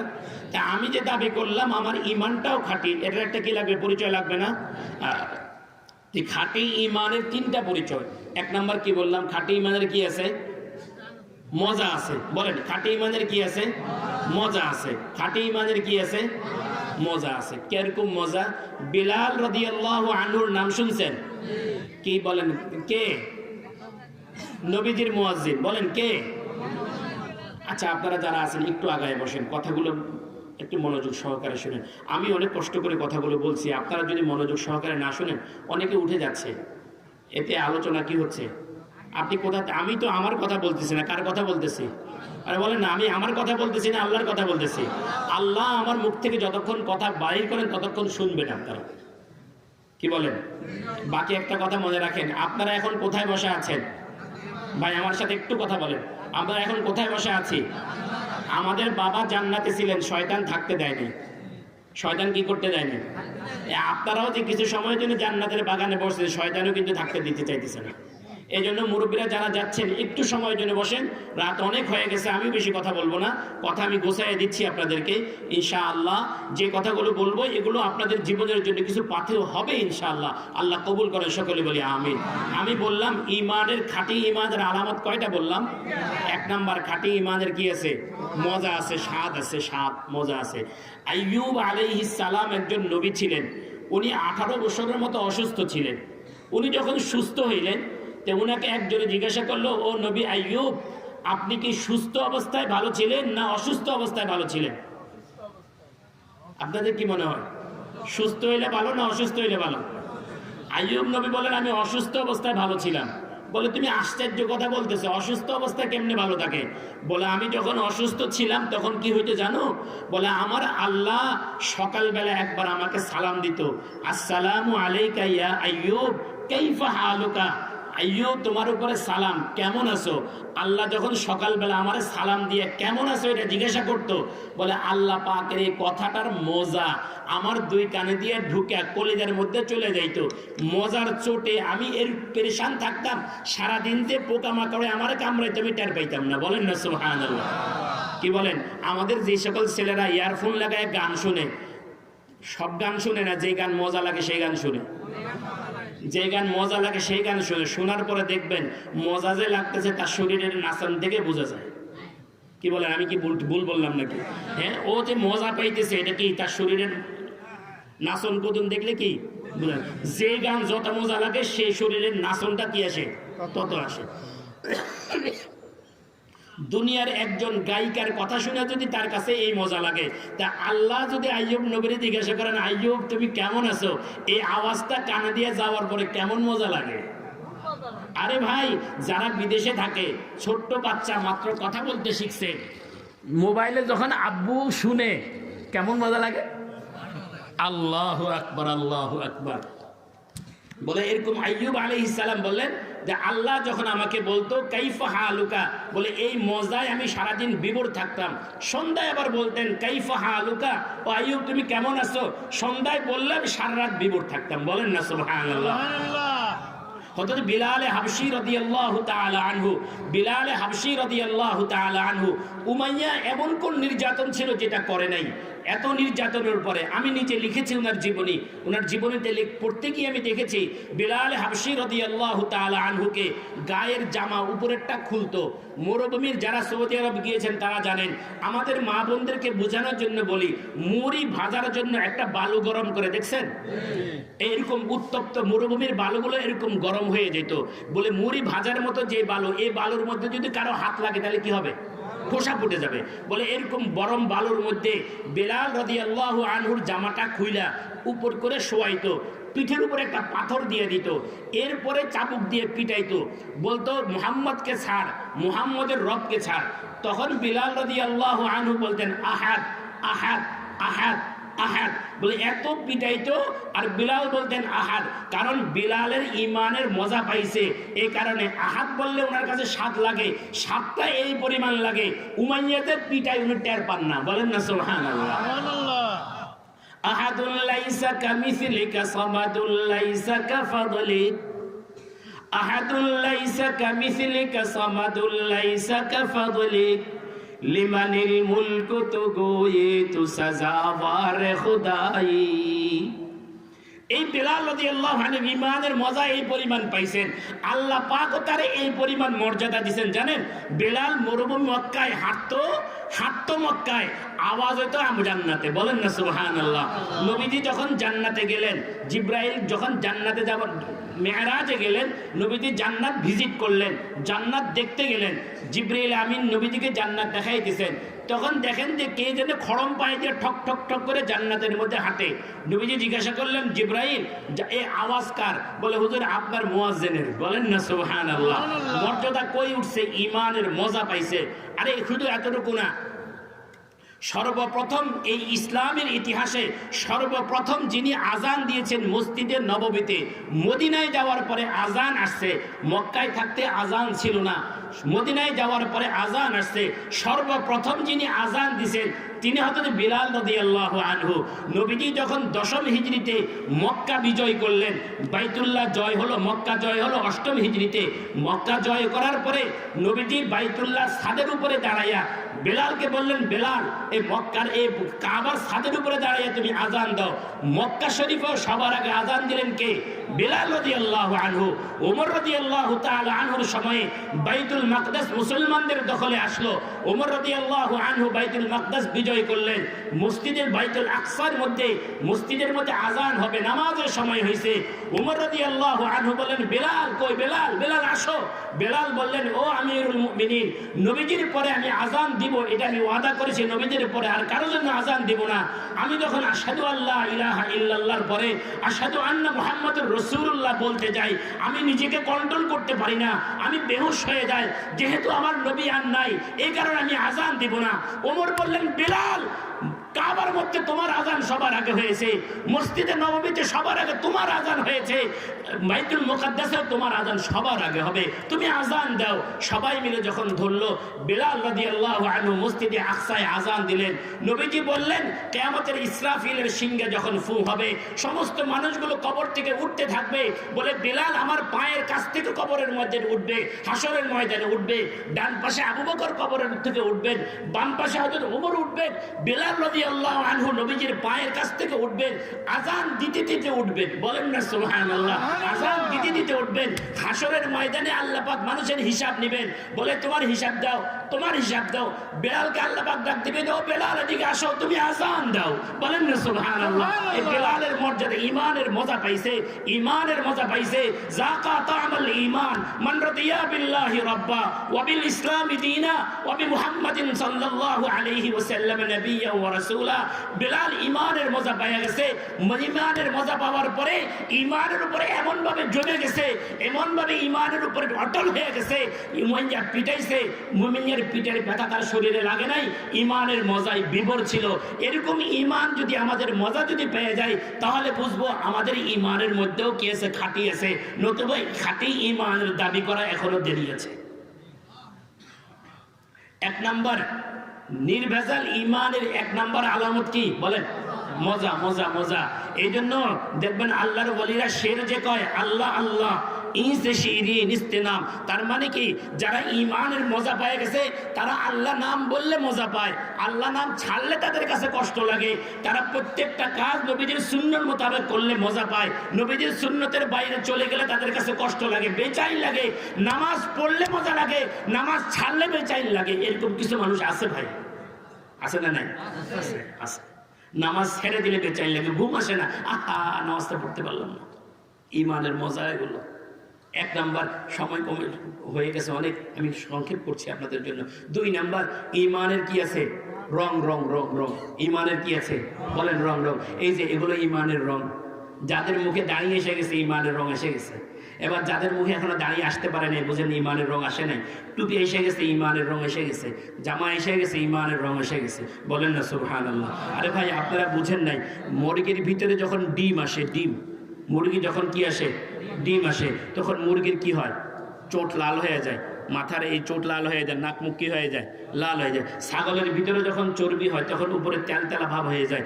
আমার ভিতরের ঈমানটা যদি পূর্ণ হয়ে যায়, তাহলে আমার মধ্যে কোনো রং দেখা যাবে না। এটা কেমন কথাবার্তা? আমার মধ্যেও কি দেখা যাবে? রং দেখা যাবে। বলেন না সুবহানাল্লাহ? আরে ভাই, রং তো দেখা যায়, আপনারাও তো দেখেন। একজন মুসলমানের চেহারার দিকে তাকায় দেখেন, আর একজন হিন্দুর চেহারার দিকে তাকায় দেখেন। মুসলমানের চেহারা কেমন রঙিন, আর হিন্দুর চেহারা কেমন অবস্থা। কথা কি বুঝতে পারতেছেন? আপনারা যদি এটাও যদি না বুঝেন, তাহলে আমি আরেকটু লম্বা, আরেকটু সামনে আগায়া বলি। আপনাদের মধ্যে থেকে যখন কোনো ভালো মানুষ মারা যায়, ইমানদার মারা গেছে, মসজিদের ইমাম সাহেব মারা গেছে, খতিব সাহেব মারা গেছে, কিংবা কোনো আলেম যখন মারা গেছে, আপনারা বলেন যে হুজুরের চেহারাটা শেষবারের মতো একটু দেখে নিই। কি বলেন? দেখেন কিনা? হ্যাঁ, দেখার পরে আপনারা কি বলেন? বলেন মাশাআল্লাহ, নূরানি চেহারা। কি বলেন? বলেন কিনা? বলেন না মাশাআল্লাহ নূরানি চেহারা, মাশাআল্লাহ ঈমানওয়ালা চেহারা। নাকি এই কথা বলেন মাশাআল্লাহ চেয়ারম্যানের চেহারা? সেখানে গিয়ে আপনারা কিসের রং তালাশ করেন? বলেন না নূরের রং, ঈমানের রং তালাশ করেন, ঈমানের রং তালাশ করেন। বলে যার কাছে ঈমানের রং আছে, আজরাইল ফেরেশতা তার কাছে বন্ধুর মতে আসে। বলেন না সুবহানাল্লাহ? আজরাইল ফেরেশতা বন্ধুর মতে আসে। আপনি যখন বাজারে যান, যাওয়ার পরে ফলটা কেনার আগে রংটা যাচাই করেন, ফল কেনার আগে রং যাচাই করেন, ফলের কালারটা ঠিক আছে কিনা। কালার যদি ঠিক হয়, ফল কিনতে আপনি আগ্রহী হন। এরপরে নাকের কাছে নিয়ে ঘ্রাণটা দেখেন যে ঘ্রাণটাও ঠিক আছে কিনা। গ্রাম যদি ঠিক থাকে তখন আপনি বলেন যে এবার একটু স্যাম্পল দাও, খায়া দেখি মজা আছে কিনা। আমার যে ঈমান আছে, আজরাইল ফেরেশতা আমার ঈমানটা যখন যাচাই করবে, আমার ঈমানের রঙও দেখবে, ঈমানের ঘ্রাণও দেখবে। নবী হাদিস শরীফের মধ্যে রাসূল করিম সাল্লাল্লাহু আলাইহি ওয়াসাল্লাম বলেন, আজরাইল ফেরেশতা যখন ঈমানদারের জান কবজ করতে আসে তখন ঈমানদারের নাক আর মুখ শুনতে শুরু করে। যার নাক আর মুখ থেকে মিষ্টি আম্বরে ঘ্রাণ আসে তার সাথে বন্ধুর মতো আচরণ করে। বলেন না সুবহানাল্লাহ। এটা ঈমানের ঘ্রাণ, ঈমানের আলামত আছে। বাইজিদ বুস্তামি রহমতুল্লাহ আলাইহি, বাইজিদ বুস্তামি রহমতুল্লাহ আলাইহি একদিন রাস্তা দিয়ে হাঁটতেছিলেন, দেখেন যে এক জায়গায় খ্রিস্টানদের একটা ওয়াজ হইতেছে। খ্রিস্টানদের ওয়াজের মধ্যে হইতেছে, যখন খ্রিস্টান পাদ্রী বয়ান করতেছে উনি শুনতেছে। বাইজিদ বুস্তামি রহমতুল্লাহ আলাইহি মাহফিলের মধ্যে ঢুকছেন, ঢুকে বসছেন, কি ওয়াজ করে শুনবেন। যেই না বাইজিদ বুস্তামি ঢুকছেন, খ্রিস্টান পাদ্রীর জবান বন্ধ হয়ে গেছে। খ্রিস্টান পাদ্রীর কি হয়ে গেছে? জবান বন্ধ হয়ে গেছে। জবান বন্ধ হয়ে যাওয়ার সাথে সাথে এখন কিছুক্ষণ পর্যন্ত তো লোকজন চুপ ছিল, এরপরে লোকজন হাউকাউ শুরু করলো, কি ব্যাপার আপনি বলেন না কেন, কি ব্যাপার চুপ কেন, কথা বন্ধ কেন? তখন খ্রিস্টান পাদ্রী বলে, দাখালা ফিনা মুহাম্মাদি, আমাদের মধ্যে একজন মুহাম্মাদি ঢুকে গেছে। বলেন না সুবহানাল্লাহ। কি ঢুকছে? বলে মুহাম্মাদি একজন ঈমানদার ঢুকছে, তার ঈমানের এই পরিমাণ পাওয়ার, এই পরিমাণ পাওয়ার যে খ্রিস্টানের জবান কি হয়ে গেছে? বন্ধ হয়ে গেছে। তখন ওই খ্রিস্টান পাদ্রীর সাথে বাইজিদ বুস্তামি রহমতুল্লাহ আলাইহি অনেক লম্বা কথা হয়েছে। খ্রিস্টান পাদ্রী বাইজিদ বুস্তামিকে জিজ্ঞাসা করলো, আমি তোমাকে কিছু প্রশ্ন করবো, তুমি কি আমার এই প্রশ্নগুলোর জবাব দিবা? বলে হ্যাঁ। তখন খ্রিস্টান পাদ্রী বলে, আমি তোমাকে এক সম্পর্কে জিজ্ঞাসা করি, আসআলুকা আন ওয়াহিদিন লা সানিয়া লাহু, আমি তোমাকে এক সম্পর্কে জিজ্ঞাসা করতেছি যার কোনো দুই নাই। বাইজিদ বুস্তামি বলেন আল্লাহ, কুল হুয়াল্লাহু আহাদ। বলে আমি তোমাকে দুই সম্পর্কে জিজ্ঞাসা করতেছি যার কোনো তিন নাই। বলেন আল-লাইলু ওয়ান-নাহার, রাত দিন, তার তৃতীয়টা নাই। বলে আমি তোমাকে তিনটা সম্পর্কে জিজ্ঞাসা করতেছি যার চতুর্থটা নাই। বলে একজন মা তিনটা কষ্ট করেন, গর্ভধারণের কষ্ট, প্রসবের কষ্ট, দুধ পান করানোর কষ্ট। কয়টা কষ্ট হইল? সন্তান পালনের পিছনে তিনটা কষ্ট করেন। বলে আমি তোমাকে চারটা জিনিস সম্পর্কে জিজ্ঞাসা করতেছি যার পঞ্চমটা নাই। বলে আসমানি বড় গ্রন্থ কয়টা? চারটা, তাওরাত, জবুর, ইনজিল, কোরআন। বলে আমি তোমাকে পাঁচটা জিনিস সম্পর্কে জিজ্ঞাসা করছি যার কোনো ষষ্ঠ নাম্বারটা নাই। বলে 5 ওয়াক্ত ফরজ নামাজ, 6 ওয়াক্ত নাই। কি বলেন ঠিক না? আমি তোমাকে 6টা জিনিস সম্পর্কে জিজ্ঞাসা করতেছি যার সপ্তমটা নাই। বলে আল্লাহ পাক আসমান জমিন 6 দিনই সৃষ্টি করছেন। বলেন না সুবহানাল্লাহ, সপ্তম দিন নাই। বলে আমি তোমাকে 7টা জিনিস সম্পর্কে জিজ্ঞাসা করতেছি যার অষ্টমটা নাই। বলে আল্লাহ পাক জাহান্নামের চক্কা বানিয়েছেন 7টা, 8টা বানান নাই। বলে তোমাকে 8টা জিনিস সম্পর্কে জিজ্ঞাসা করতেছি। বলে আল্লাহ পাক জান্নাত বানাইছেন 8টা, 9টা নাই। বলে তোমাকে আমি 9টা জিনিস সম্পর্কে জিজ্ঞাসা করতেছি যার 10টা নাই। বলে মুসা আলাইহিস সালাতু ওয়াস সালামকে আল্লাহ পাক মুআজিজা দিয়েছিলেন 9টা, 10টা দেন নাই। এই 9টা মুআজিজা। বলে আমি তোমাকে 10টা সম্পর্কে জিজ্ঞাসা করতেছি যেটা উম্মত, যেটা 11টা নাই। বলে 10টা হলো, মানুষ একটা নেক আমল করবে, আল্লাহ পাক তাকে জাযা দিবেন কয়টা? 10টা নেকি দান করবেন। বলে আমি তোমাকে 11 সম্পর্কে জিজ্ঞাসা করতেছি যার 12 নাই। বলে 12, 10, 11 হলো ইউসুফ আলাইহিস সালাম স্বপ্ন দেখেছিলেন 11টা তারকা তাকে কি করতেছিল? সেজদা। তোমাকে 12 সম্পর্কে জিজ্ঞাসা করতেছি যার 13 নাই। বলে 12টা হলো কি? বছরের মধ্যে মাস কয়টা? 12টা। এই 12টা, 13টা নাই। এভাবে এরপরে এক পর্যায়ে খ্রিস্টান পাদ্রী জিজ্ঞাসা করতেছে, বলো ওই বেজান রূহহীন জিনিস অথচ শ্বাস গ্রহণ করে, সেই জিনিসটা কি? জীবন নাই, রূহ নাই, কিন্তু শ্বাস গ্রহণ করে। বাইজিদ বুস্তামি বললেন, ওয়াসুবহি ইদা তানাফাস, সকাল যখন সে শ্বাস গ্রহণ করে। বলে ওই কবর কোনটা? যেই কবর তার মুর্দাকে নিয়ে পুরা পৃথিবী ঘুরছে। বলে ইউনুস আলাইহিস সালামের মাস। এভাবে লম্বা কথোপকথন হয়েছে। এক পর্যায়ে লোকেরা জিজ্ঞাসা করলো, এই মিয়া আপনি যে, উনি যে মুহাম্মদী, আপনি চিনলেন কিভাবে? উনি যে মুহাম্মদী। বলে উনার চেহারা দেখা চিনছি, উনার ঈমান সীমা দেখে চিনছি, চেহারা দেখে চিনছি। বলেন না সুবহানাল্লাহ। বলে আমি উনার চেহারার ভিতরে ঈমানের রং দেখছি। বলেন না সুবহানাল্লাহ। এটা বলছে ঈমানের রং। এর ভাই ঈমানের রঙের পাওয়ার কত জানেন নাকি? বলবো? বলেন ইমানের রঙের পাওয়ার কত? এই রংওয়ালা ইমান নিয়ে যদি আপনি কবরে যাইতে পারেন, আল্লাহ আমাদের সকলকে তৌফিক দান করে, সকলে বলি আমিন। বলে এই ইমানের রংটা পুলসিরাত আছে না, পুলসিরাত চিনেন? কোথায় এটা? আহা, এক পাশে হাসরের মাঠ, আরেক পাশে জান্নাত। এক পাশে হাসরের মাঠ, আরেক পাশে কি? মাঝখানে জাহান্নাম। এই জাহান্নামের উপর দিয়ে বলছেন, বুঝছেন? পুলসিরাত কোথায়? জাহান্নামের উপরে। ওয়া ইম মিনকুম ইল্লা ওয়ারিদুহা কানা আলা রাব্বিকা হাতমান মাকদিয়া। একজন জান্নাতি যখন পুলসিরাতের উপর দিয়ে জান্নাতে যাবেন, এই পুলসিরাতটা খুব অন্ধকার, অনেক অন্ধকার, অনেক অন্ধকার। কতটুকু অন্ধকার আপনি আপনাকে দেখবেন না। নিচে যে জাহান্নাম, জাহান্নামের আগুনটাও কালো। জাহান্নামী জাহান্নামীকে দেখবে না, এক জাহান্নামী আরেক জাহান্নামীকে দেখবে না। এই অন্ধকার পুলসিরাতটা পার হবেন, আলো লাগবে না? হ্যাঁ, এই যে ঈমানের, যে ঈমান আল্লাহ পাক আমাদেরকে দিলেন, এই ঈমান সেদিন বাতি হিসাবে আমাদেরকে এই পুলসিরাত পার করে দেবে। বলেন না সুবহানাল্লাহ।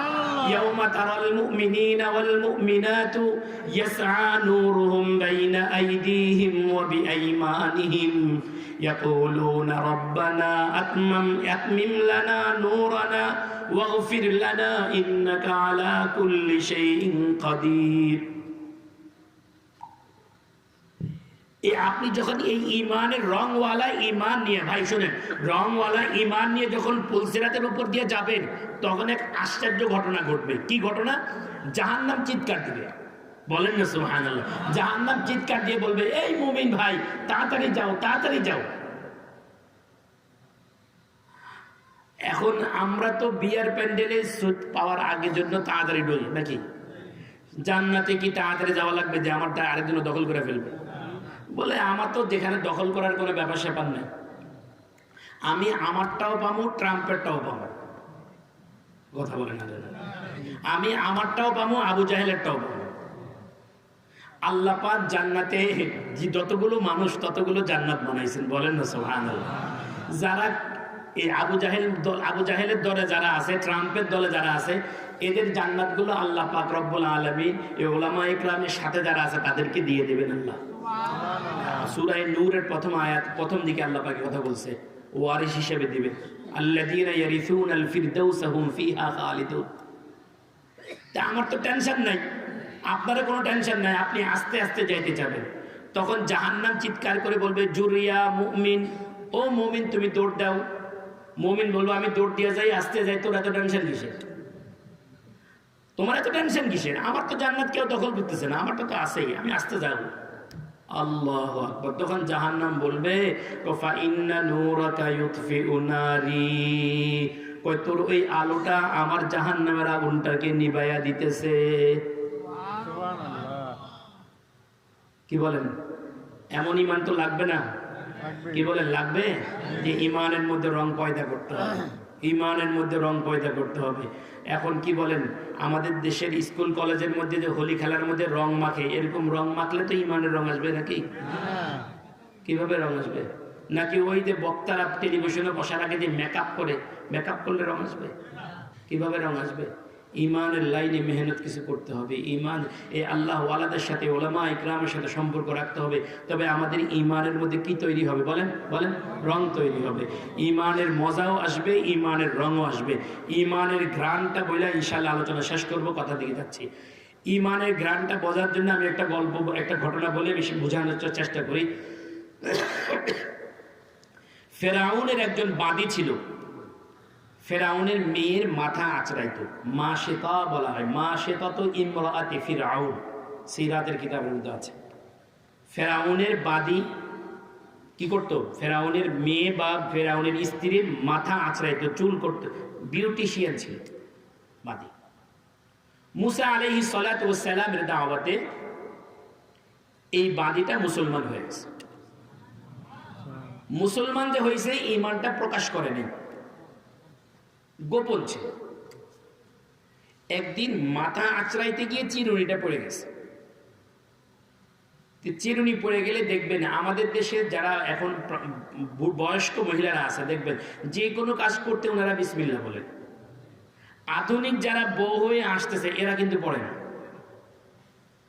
আমি কি ভুল বলতেছি নাকি? এরা ডিজিটাল হয়ে গেছে, ওনারা কেবল বিসমিল্লাহ দিয়ে কি কাজে আসে। যাদের অন্তরের ভিতরে আল্লাহ পাকের মোহাব্বত আছে, দিল আছে, তারা দেখবেন যে কোনো কাজ করতে বিসমিল্লাহ, ওষুধ খাওয়াইতে আল্লাহ শাফি।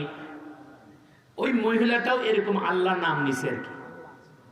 তো ওই মেয়ে শুনছে, মেয়ে শুনে বলতেছে আইয়া রব্বিন সাম্মাই আনাইতি, তুমি যে রবের কথা বললা কোন রব? আমার বাপের কথা বলছো? বলেন না।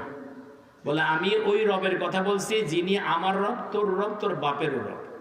বলেন না সুবহানাল্লাহ। আমি তো ওই রবের কথা বলছি যিনি আমার রব, তোমার রব, তোমার বাপেরও রব। বলে আমার ইচ্ছা আবু না রব্বুল আলা, বলে আমাদের আব্বা কি, আমার আব্বা কি রব, বড় রব নয়? বলে না। মেয়ে দৌড় দিছে বাপের কাছে, ফেরাউনের কাছে। ফেরাউনকে জিজ্ঞাসা করতেছে আলাস্তা রব্বুল আলা, আপনি কি আমাদের বড় রব না? ফেরাউন বলে বলো হ্যাঁ। বলে যে ওই যে মেয়েটা বলে যে আপনি নাকি বড় রব না, আরেকজন রব আছে যিনি আপনারও রব। ফেরাউন জেনে গেছে মোট কথা। ওই বাঁদিকে ফেরাউন ডাকছে, ডেকে বলতেছে ও বাঁদি, আহা আমাকে রব মানো না অন্য কাউকে রব মানো? আমার ঘরে থাকো, আমার ঘরে খাও, আমাকে বাদ দিয়ে আরেকজনকে রব মানো? বাদী বলতেছে তুমি তো আমাকে খাওয়াও পড়াও, কিন্তু আমাকে যিনি অস্তিত্ব দিয়েছেন তিনি তো আমার মূল মালিক। বলেন না সুবহানাল্লাহ। যিনি আমাকে অস্তিত্ব দিলেন তিনি তো আমার কি? ফেরাউন বলতেছে দেখো এত লম্বা চড়ে কথা বলে লাভ নেই, তুমি যদি আমাকে রব মানো তাহলে তোমার জীবন নিরাপদ, তোমার 2 বাচ্চার জীবন নিরাপদ। যদি তুমি আমাকে রব না মানো তাহলে তোমার বাচ্চাদেরকেও মারবো, তোমারও মারবো। তখন ফেরাউনের বাদী বলল, ফেরাউন আমার তো 2টা মাত্র মেয়ে, এরকম যদি 100 মেয়ে থাকতো 100 মেয়েকে মেরে ফেলতে তবু আমার আপত্তি ছিল না, তবু আমি তোমাকে কি করতে মানতাম না, রব মান। ফেরাউন বলল ঠিক আছে, চুলা লাগাও, আগুন জ্বালাও, কড়াইতে তেল গরম করো। চুলা জ্বালানো হলো, কড়াইতে বিশাল বড় কড়াইতে তেল টকবক করতেছে। ফেরাউন বাদীকে আবার বলতেছে দেখো আমাকে যদি রব মানো তাহলে তোমার জীবন নিরাপদ, তোমার বাচ্চাদের জীবন নিরাপদ। যদি আমাকে রব না মানো, ও ভাই যারা আমরা ঈমানের দাবি করি, আজকে আমরা ঈমানের প্রশ্নে আর কুফরির প্রশ্নে, ঈমানের প্রশ্নে, শিরিকের প্রশ্নে, ঈমানের প্রশ্নে, বেদাতের প্রশ্নে, আমার সামনে হালাল আর হারামের প্রশ্নে আমি কতটুকু ঈমানের উপরে থাকি একটু নিজেকে যাচাই করেন, কথাগুলো শুনেন কান দিয়ে। ফেরাউন বলতেছে আমাকে যদি ঈমান রব মানো তাহলে তোমার জান নিরাপদ, তোমার বাচ্চার জীবন নিরাপদ। যদি আমাকে রব না মানো তাহলে তোমার 2 বাচ্চাকে আগে জ্বালাবো, তারপর তোমাকে জ্বালাবো। মহিলা বাদী বলতেছে ফেরাউন জ্বলা তো মঞ্জুর, তেলের মধ্যে জ্বলে যাওয়া মঞ্জুর, কিন্তু তোকে রব মানা মঞ্জুর করি নাই, তবু তোকে রব মানি না। ফেরাউনের গোসা এসে গেছে। ফেরাউন সিংহাসন থেকে নেমে আসছে, বড় মেয়েটাকে ধরছে, পায়ের মধ্যে ধরছে, পায়ের মধ্যে ধরে বাবু ওর দিকে তুলছে, তুলে টকবক করে তেলের ভিতরে পুরো একদম জীবিত মানুষকে ছেড়ে দিচ্ছে। আল্লাহ! একজন মায়ের সামনে তার আদরের মেয়েকে এভাবে জ্বলন্ত তেলের মধ্যে, টকবকার তেলের মধ্যে ছেড়ে দিচ্ছে। মা বরদাস্ত করতেছে কিসের কারণে? বলে না, বরদাস্ত করতেছে কিসের জন্য? ঈমানের জন্য কোরবানি করতেছে। মা সবর করছে। এই ধৈর্যের কারণে আল্লাহ পাক রব্বুল আলামিন মায়ের চেহারার থেকে পর্দা সরাইয়া দিয়েছে। যে পর্দার কারণে আমরা অদৃশ্য জগৎ দেখি না, এই পর্দা সরাইয়া দিয়েছেন আল্লাহ। মায়ের চোখের সামনে বড় বাচ্চাটা তেলের ভিতরে, মা যেভাবে কিমা হয়, ভাজি হয়, এরকম ভাজি হয়ে গেল। ফেরেশতারা এই মেয়েটার রূহটাকে কাড়াকাড়ি করে জান্নাতের উপর দিকে নিয়ে যাচ্ছে। মা দেখতেছেন মায়ের রূহ উপর দিকে চলে যাচ্ছে, আর ওই মেয়ের রূহটা মাকে ডেকে ডেকে বলতেছে, আবশিরি ইয়া আবশিরি ইয়া ও মা, সুসংবাদ গ্রহণ করো, আনতি আলাল হাক্কি, তুমি হকের উপরে আছো, তুমি সত্যের উপরে আছো, তুমি অবশ্যই হকের উপরে আছো। এই যে দেখো জান্নাতুল ফিরদাউসটা দেখা যায়, ওই যে আল্লাহ পাকের আরশের ছায়ার নিচে যে জান্নাতটা, এটা জান্নাতুল ফিরদাউস। আল্লাহ পাক জান্নাতুল ফিরদাউসে আমাদেরকে একটু পরে মিলিত হয়ে দেবেন। ফেরাউনকে রব মানে না, আমাদের রব আমাদের আল্লাহ।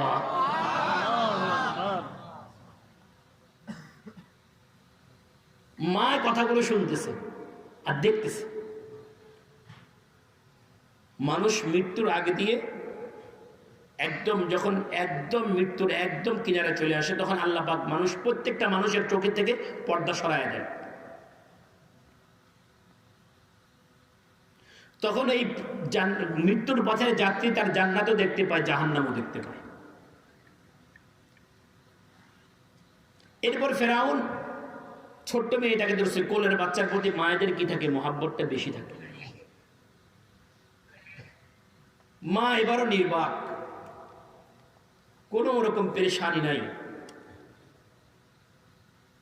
কলেজের মেয়েটাকে আদর হচ্ছে। বাবার কাছে হয়তো একজন সন্তানের মহাব্বত কম হতে পারে, কিন্তু একজন মায়ের কাছে এটা বরদাস্ত করা খুব কঠিন। একজন মা সবকিছু সহ্য করতে পারে, কিন্তু সন্তানের কষ্ট সহ্য করতে পারে। নিজের সন্তানকে অন্যদিকে চলে যাবে, এটা বরদাস্ত করতে পারে। কি বলেন? এটাই তো বাস্তবতা, না? কিন্তু পৃথিবীর আরেকটা বাস্তবতার সাথে আমার পরিচয় হয়ে গেছে, বলবো নাকি সেটা? এই যে একটা যন্ত্র আসছে না, এই যন্ত্রের কারণে আমার এরকম অনেকগুলো রেকর্ড আসছে। 3 সন্তানের মা সন্তানগুলোকে ঘুমে রেখে চলে গেছে। সেদিকে কথা বলবো না। ফেরাউন এবার ওই ছোট্ট বাচ্চাটাকে ধরছে, কোলের বাচ্চাটাকে ধরে এটাকে গরম তেলের মধ্যে ছেড়ে দিচ্ছে। মায়ের চোখের সামনে ছোট্ট বাচ্চা তেলের ভিতরে ছটফট করতে করতে প্রাণ চলে গেল। মা দেখতেছে চোখ থেকে এক ফোঁটা পানি নেই। ফেরাউনের প্রতি সমস্ত ক্রোধ, আল্লাহর প্রতি আস্থা, যে ঈমান কতটুকু মজবুত হলে এতটুকু করা সম্ভব। আজকে তো আমিও তো ঈমানের দাবিদার, কিন্তু আমি তো আমার ঈমানকে এক পাশে রেখে দুনিয়াকে এভাবে জলাঞ্জলি দিতে পারিনি।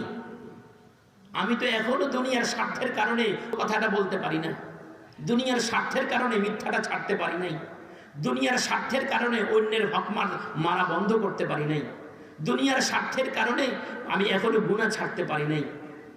কি বলেন, ঠিক না বেঠিক? অথচ একজন নারী, একজন মহিলা ঈমানের কারণে নিজের 2টা সন্তানকে চোখের সামনে তেলের মধ্যে জ্বলে যাওয়া বরদাস্ত করেছে, ঈমান ছাড়া বরদাস্ত করে নাই। এই ছোট্ট বাচ্চাটার যখন মা সবর করলেন, আল্লাহ পাক মায়ের চেহারা থেকে এবারও পর্দা সরায় দিলেন। মা দেখতেছেন সন্তানের রূহটাকে ফেরেশতারা কাড়াকাড়ি করে নিয়ে যাচ্ছে। ভাই মনে রাখেন, ঈমানদারের রূহ যখন ফেরেশতা আজরাইল আলাইহিস সালাম কবজ করে নিয়ে যান, জান্নাতি একটা রুমালের মধ্যে করে পেঁচায়া নেন, উপরের দিকে নিলে পুরা অঞ্চল সুবাসিত হয়ে যায়। বলেন না সুবহানাল্লাহ? পুরা অঞ্চল সুবাসিত হয়ে যায়। এটা ঈমানের ঘ্রাণ, হাদিসে আছে পুরা আকাশ ঘ্রাণ ছড়ায় যায়। বলে এত ঘ্রাণ কিসের? বলে আল্লাহর অমুক দোস্ত আসতেছে, তার ঘ্রাণ। বলেন না সুবহানাল্লাহ? তখন ফেরেশতারা কাড়াকাড়ি করে বলে, ভাই আমার কাছে দাও, ভাই আমার কাছে দাও, আমার কাছে দাও। এইভাবে একবারে আল্লাহ পাক পর্যন্ত নিয়ে যাওয়া হয় রূহটাকে। বলে এই বাচ্চার রূহটা যখন উঠতেছে, ওই বাচ্চাটা মাকে ডাক দিয়ে বলতেছে, আবশিরি ইয়া ও মা, আপনি ধৈর্য ধারণ করেন, আপনি সুসংবাদ গ্রহণ করেন। এই যে আমি আমার বড় বোনের সাথে মিলিত হচ্ছি, আল্লাহ পাক জান্নাতুল ফিরদাউসে আমাদের জন্য দস্তরখান সাজাইয়া দিয়েছেন, আপনি আসেন, আপনাকে নিয়ে আমরা একসাথে খাবার খাবো। আল্লাহ পাক জান্নাতুল ফিরদাউসের মেহমানদারির ইন্তজার করতেছি। এবার ফেরাউন মহিলাটাকে ধরছে, মহিলা কেঁদে দিচ্ছে। ফেরাউন ভাবছে দিলটা নরম হয়ে গেছে, 2টা বাচ্চা চোখের সামনে চলে গেছে, কম কথা না। তখন ফেরাউন বলতেছে, কি তোমার সিদ্ধান্ত পরিবর্তন করছো? বলে না, সিদ্ধান্ত পরিবর্তন করিনি। বলে তাহলে? বলে আমার একটা ছোট্ট আর্জি আছে, এটা পুরো করে দাও, বাস, আর কিছু না। বলে কি আর্জি? বলে আমি মারা যাওয়ার পরে আমার হাড্ডিগুলো যেগুলো কয়লা হয়ে যাবে, এই কয়লাগুলো, আমার বাচ্চার কয়লাগুলো, এগুলোকে তুমি একটা জায়গায় দাফন করে দিবা, এতটুকু আর্জি। কি করবা? একটা জায়গায় দাফন করবে, এটা তো আর্জি। বলে ঠিক আছে। মহিলাটাকে তেলের ভিতরে, গরম তেলের মধ্যে এক স্বাভাবিক মৃত্যু না, ফাঁসিতে মৃত্যু একরকম, সৌদি আরবের কর্তন একরকম, কিন্তু জ্বলন্ত তেলের ভিতরে ধুকে ধুকে মরা, যন্ত্রণাদায়ক মৃত্যু। বলে এরকম মৃত্যুবরণ করলো, করার পরে ফেরাউন এই তিনটা লাশের হাড্ডিগুলোকে এক জায়গায় দাফন করছে। ১৫০০ বছর পরে রাসূল করিম সাল্লাল্লাহু আলাইহি ওয়াসাল্লাম যখন মিরাজে যাচ্ছিলেন, এক জায়গায় নবীজির কাছে মিশকে আম্বরে ঘ্রাণ লাগলো। বলেন না সুবহানাল্লাহ। কি লাগলো? মিশকে আম্বরে ঘ্রাণ। নবীজি জিজ্ঞাসা করলেন, ও ভাই জিবরাইল, এই সুঘ্রাণ কোথা থেকে আসতেছে? আপনারা দেখবেন যে সকল অঞ্চলে ফুলের বাগান থাকে, বিশেষ করে হাসনাহেনা গাছ যেখানে থাকে, সেখানে আশেপাশে কি থাকে? ফুলের ঘ্রাণ ছড়ায় না? তো নবীজি জিজ্ঞাসা করলেন, ভাই জিবরাইল, এই ঘ্রাণটা কোন বাগানের, কোথা থেকে আসতেছে? বলে হুজুর, এটার পিছনে একটা ইতিহাস আছে। বলে কি ইতিহাস? জিবরাইল আমিন এই ইতিহাস শুনাইলেন। বলে ওই বাদী এবং তার 2 সন্তানের হাড্ডিগুলো যেখানে দাফন করা হয়েছে, সেখান থেকে এই ঘ্রাণটা আসতেছে, কিয়ামত পর্যন্ত আসতেই থাকবে। বলেন তো দেখি, এই যে ঘ্রাণটা আসতেছে, কিসের ঘ্রাণ? কথা বলে না, কিসের ঘ্রাণ? ঈমানের ঘ্রাণ। এটা হলো খাঁটি ঈমান। এই জন্য আমি বললাম, আল্লাহ পাক রব্বুল আলামিনের কাছে আমরা দোয়া করলাম, আল্লাহ আমাদেরকে জান্নাতের পথ দেখান। আল্লাহ বললেন, ঠিক আছে বান্দা, তোমাকে জান্নাতের পথ দিলাম, সিরাতে মুস্তাকিম। বা আল্লাহকে বললাম, আল্লাহ পথে চলতে তো আমার আলো লাগবে। আল্লাহ বলেন, ঈমানের আলো সংগ্রহ করো। এরপরে কি করেন? বাইরের আলো, কোরআন এবং সুন্নাহ, 2টা আলো হয়ে গেল। বলে আল্লাহ পথ তো চিনি না। আল্লাহ বললেন, নবীদের পিছনে চলো, নবীদেরকে তোমাদের রাহবার বানাইলাম, তাদের পিছনে চলো, নবীদের ঠিকানা জান্নাত, তোমার ঠিকানাও জান্নাত। সাহাবীদের পিছনে চলো, তাদের ঠিকানা জান্নাত, তোমার ঠিকানাও জান্নাত। শহীদদের পিছনে চলো, তাদের ঠিকানা জান্নাত, তোমার ঠিকানাও জান্নাত। হক্কানি উলামা ইকরামের পিছনে চলো, তাদের ঠিকানাও জান্নাত, তোমার ঠিকানাও। এখন হক্কানি উলামা ইকরামের সাথে চলার জন্য উলামা ইকরাম বলে না আপনারা আল্লাহর কাছে দোয়া করে চান? বলেন, ভালো করে বলেন, আপনারা কি আল্লাহর কাছে দোয়া করেন না আমরা বলি যে আমাদের সাথে চলো? আপনারাই দোয়া করেন, আল্লাহ পাকের কাছে আপনারা দোয়া করেন। আপনাদের দোয়ার মঞ্জুরি হিসেবে আল্লাহ পাক রব্বুল আলামিন হক্কানি উলামা ইকরামকে রেখেছেন, কিয়ামত পর্যন্ত রাখবেন। বলেন না স্যার, কেন দরকার? এখন আপনারা বলেন তো দেখি, হক্কানি উলামা ইকরাম দরকার কেন? আমি কথাটাকে আরেকটু বোঝাইয়া বলি। বলেন, এখন যদি কেউ এ কথা বলে আমি হক্কানি আলেম মানি না, আমি নবীদেরকে মানবো, বলেন নবীদেরকে দেখে দেখে মানার মতো নবীরা আছেন? এখন সাহাবীরা আছেন, শহীদরা আছেন, কিন্তু শহীদ তো মারা যাওয়ার পরে চলেই গেল, আপনি অনুসরণ করবেন কিভাবে? তো এখন যদি আপনি জান্নাতের রাহবার হিসেবে যদি মানতে চান, তাহলে আছে কে? বলেন না, আছে কে? উলামা ইকরাম। এখন যাদেরকে দিয়ে আপনি জান্নাতের পথ দেখবেন, তাদেরকে ঠিক মতো বাইরেই কি হইল? কি বলেন? আপনারা যে মারলেন, কথা বলেন না, মারছেন না? আপনারা মারছেন? যারা মারছে তারা কি আসলে জান্নাতের পথে চলতে চায় না অন্য কোনো পথে চলতে চায়? ইবলিসের চালারা তো চায় না মুসলমানরা জান্নাতে যাক, চায় নাকি? ইহুদিরাও চায় না জান্নাতে যাক, এই জন্য ইহুদির চেলা চামুন্ডারা পিটাইছে আর কি। এখন আপনারা বলেন তো দেখি, আপনারা কি আপনাদের সাথে আলেম রাখবেন না আপনারা আলেমের সাথে থাকবেন? এখন আপনাদের মসজিদে ইমাম রাখবেন না আপনারা মসজিদের ইমামের সাথে থাকবেন?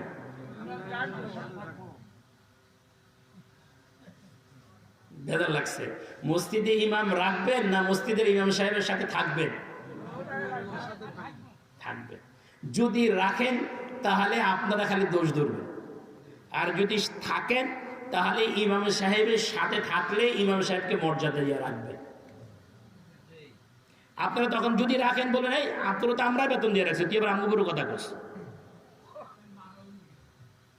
মানা হইল? এই এখন ইমাম সাহেবকে আলেম কি আলেম না? আপনি তো নামাজে দাঁড়ায় করলেন আল্লাহ হক্কানি আলেমের সাথে রাখেন, তো ইমাম সাহেব যাকে রাখছেন তা কি তিনি হক্কানি না বেদাতি? তাহলে আপনারা তো দোয়া করতেছেন ওনার সাথে থাকার লেগে, কিন্তু আবার নামাজের পরে করতেছেন ইমাম সাহেব বসেন আপনার বিচার আছে। আমি কথাগুলো এমনিই বললাম বোঝার জন্য। তাহলে এখন কি হলো, সূরা ফাতিহার মধ্যে আমরা কিসের দোয়া করলাম বলেন দেখি? জান্নাতে যাওয়ার দোয়া করছি। কোথায় যাওয়ার জন্য? জান্নাতে। এটা আমাদের জীবনের টার্গেট। কেন টার্গেট জানেন? আমরা তো আল্লাহকে ভালোবাসি, কি বলেন, বাসি কি বাসি? এখন আল্লাহকে ভালোবাসলে ভালোবাসার টার্গেট চূড়ান্ত হলো মোলাকাত। ভালোবাসার চূড়ান্ত কি? সাক্ষাৎ। সাক্ষাৎ কথা বুঝেন নাই মনে হয়? যতক্ষণ পর্যন্ত দেখা হয় নাই ততক্ষণ পর্যন্ত মনের তৃপ্তি নাই, কি বলেন? বিয়ে করে বউ আনার পরে যদি দেখা না হয় কতক্ষণ পর্যন্ত আপনার কাছে ভালো লাগবে? আহা, সাক্ষাৎ না পাওয়া পর্যন্ত কি হবে না? আমরাও তো আল্লাহর সাথে, আল্লাহ পাকও আমাদেরকে মোহাব্বত করে বানাইছেন রে ভাই। দেখেন আসমান জমিন বানাইছেন কয়দিনে? 6 দিনে। আমাদেরকে বানাইছেন কয়দিনে? 10 মাসের কাছাকাছি সময়।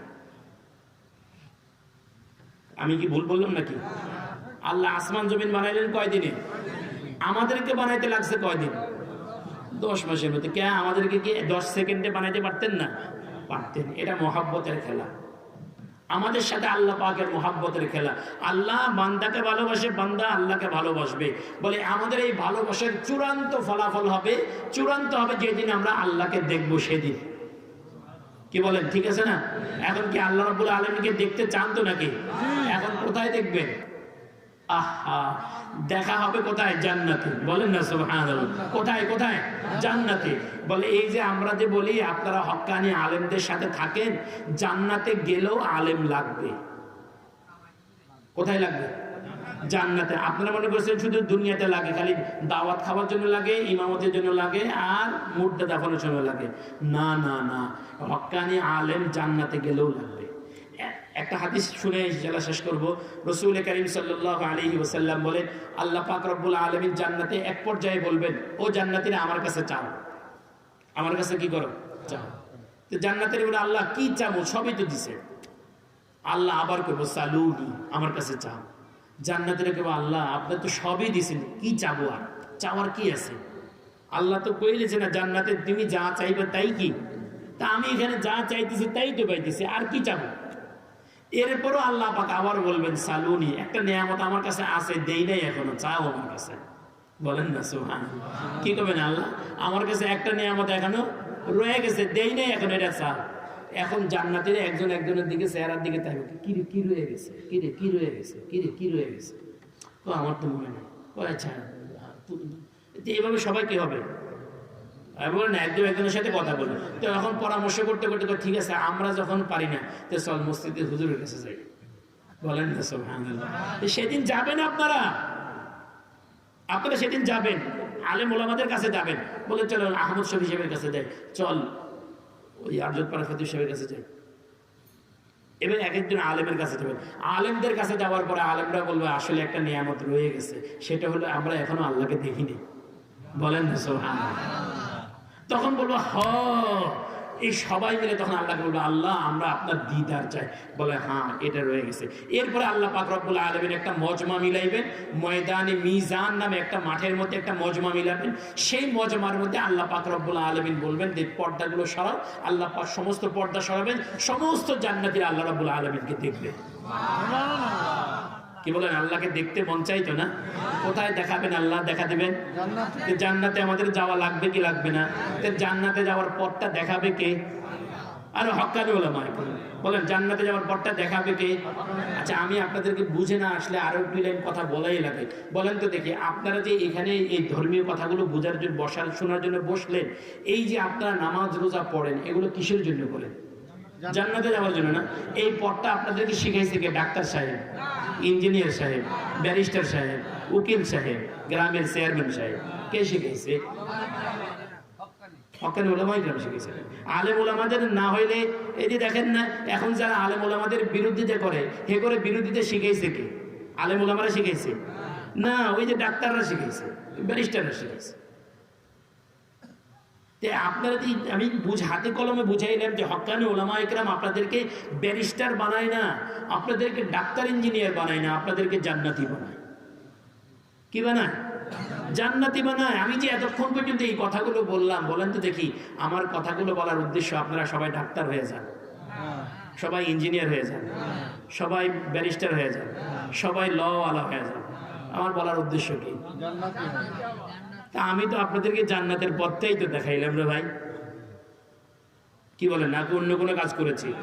এই শুধু ঢাকা থেকে প্রায় 12 ঘন্টা জার্নি করে এসে কোনো রকম রেস্ট না করে এই যে এখন মোটামুটি প্রায় 2 ঘন্টার মতো কথা আপনাদের সাথে বললাম, আপনারা 2 ঘন্টা ধৈর্য সহকারে শুনলেন। মূল মাকসাদ হলো আমরা জান্নাতে পৌঁছতে চাই। এই দোয়াটা আমরা সূরা ফাতিহার মধ্যে করি। এতদিন পর্যন্ত আমরা বুঝতাম না যে সূরা ফাতিহার মধ্যে আসলে কি কি আছে। আমি সূরা ফাতিহার সব আপনাদেরকে শুনাইতে পারি নাই, অল্প কিছু আপনাদেরকে শুনাইলাম বুঝার জন্য। ভবিষ্যতে যদি কখনো আল্লাহ পাক আমাকে তৌফিক দেন, আমার গলার অবস্থাও যদি ভালো থাকে, আপনারাও যদি থাকেন, হায়াত যদি থাকে, ইনশাআল্লাহ আরও যে কথাগুলো রয়ে গেছে, অনেকগুলো কথা আপনাদেরকে বলার ইচ্ছা ছিল, মোহাব্বতের কারণেই বলতে চাইছিলাম, লম্বা সময় কথা বলবো ইচ্ছাও ছিল, কিন্তু হয়ে উঠলো না। যে কথাগুলো বললাম আল্লাহ পাক রব্বুল আলামিন আমাদেরকে এই কথাগুলোর উপরে আমল করার তৌফিক দান করেন সকলে। আমাদের এই কথাগুলো বলা, আমাদের এই আয়োজন, আমাদের এই বসা, আমাদের এই শোনা, আমাদের এই আশা, এই যে কষ্ট সব সার্থক হয়ে যাবে যদি জান্নাতে যাইতে পারি। কি বলেন? কি বলেন? যদি জান্নাতে যাইতে পারি। আর আল্লাহ না করুন, আল্লাহ না করুন, আল্লাহ না করুন।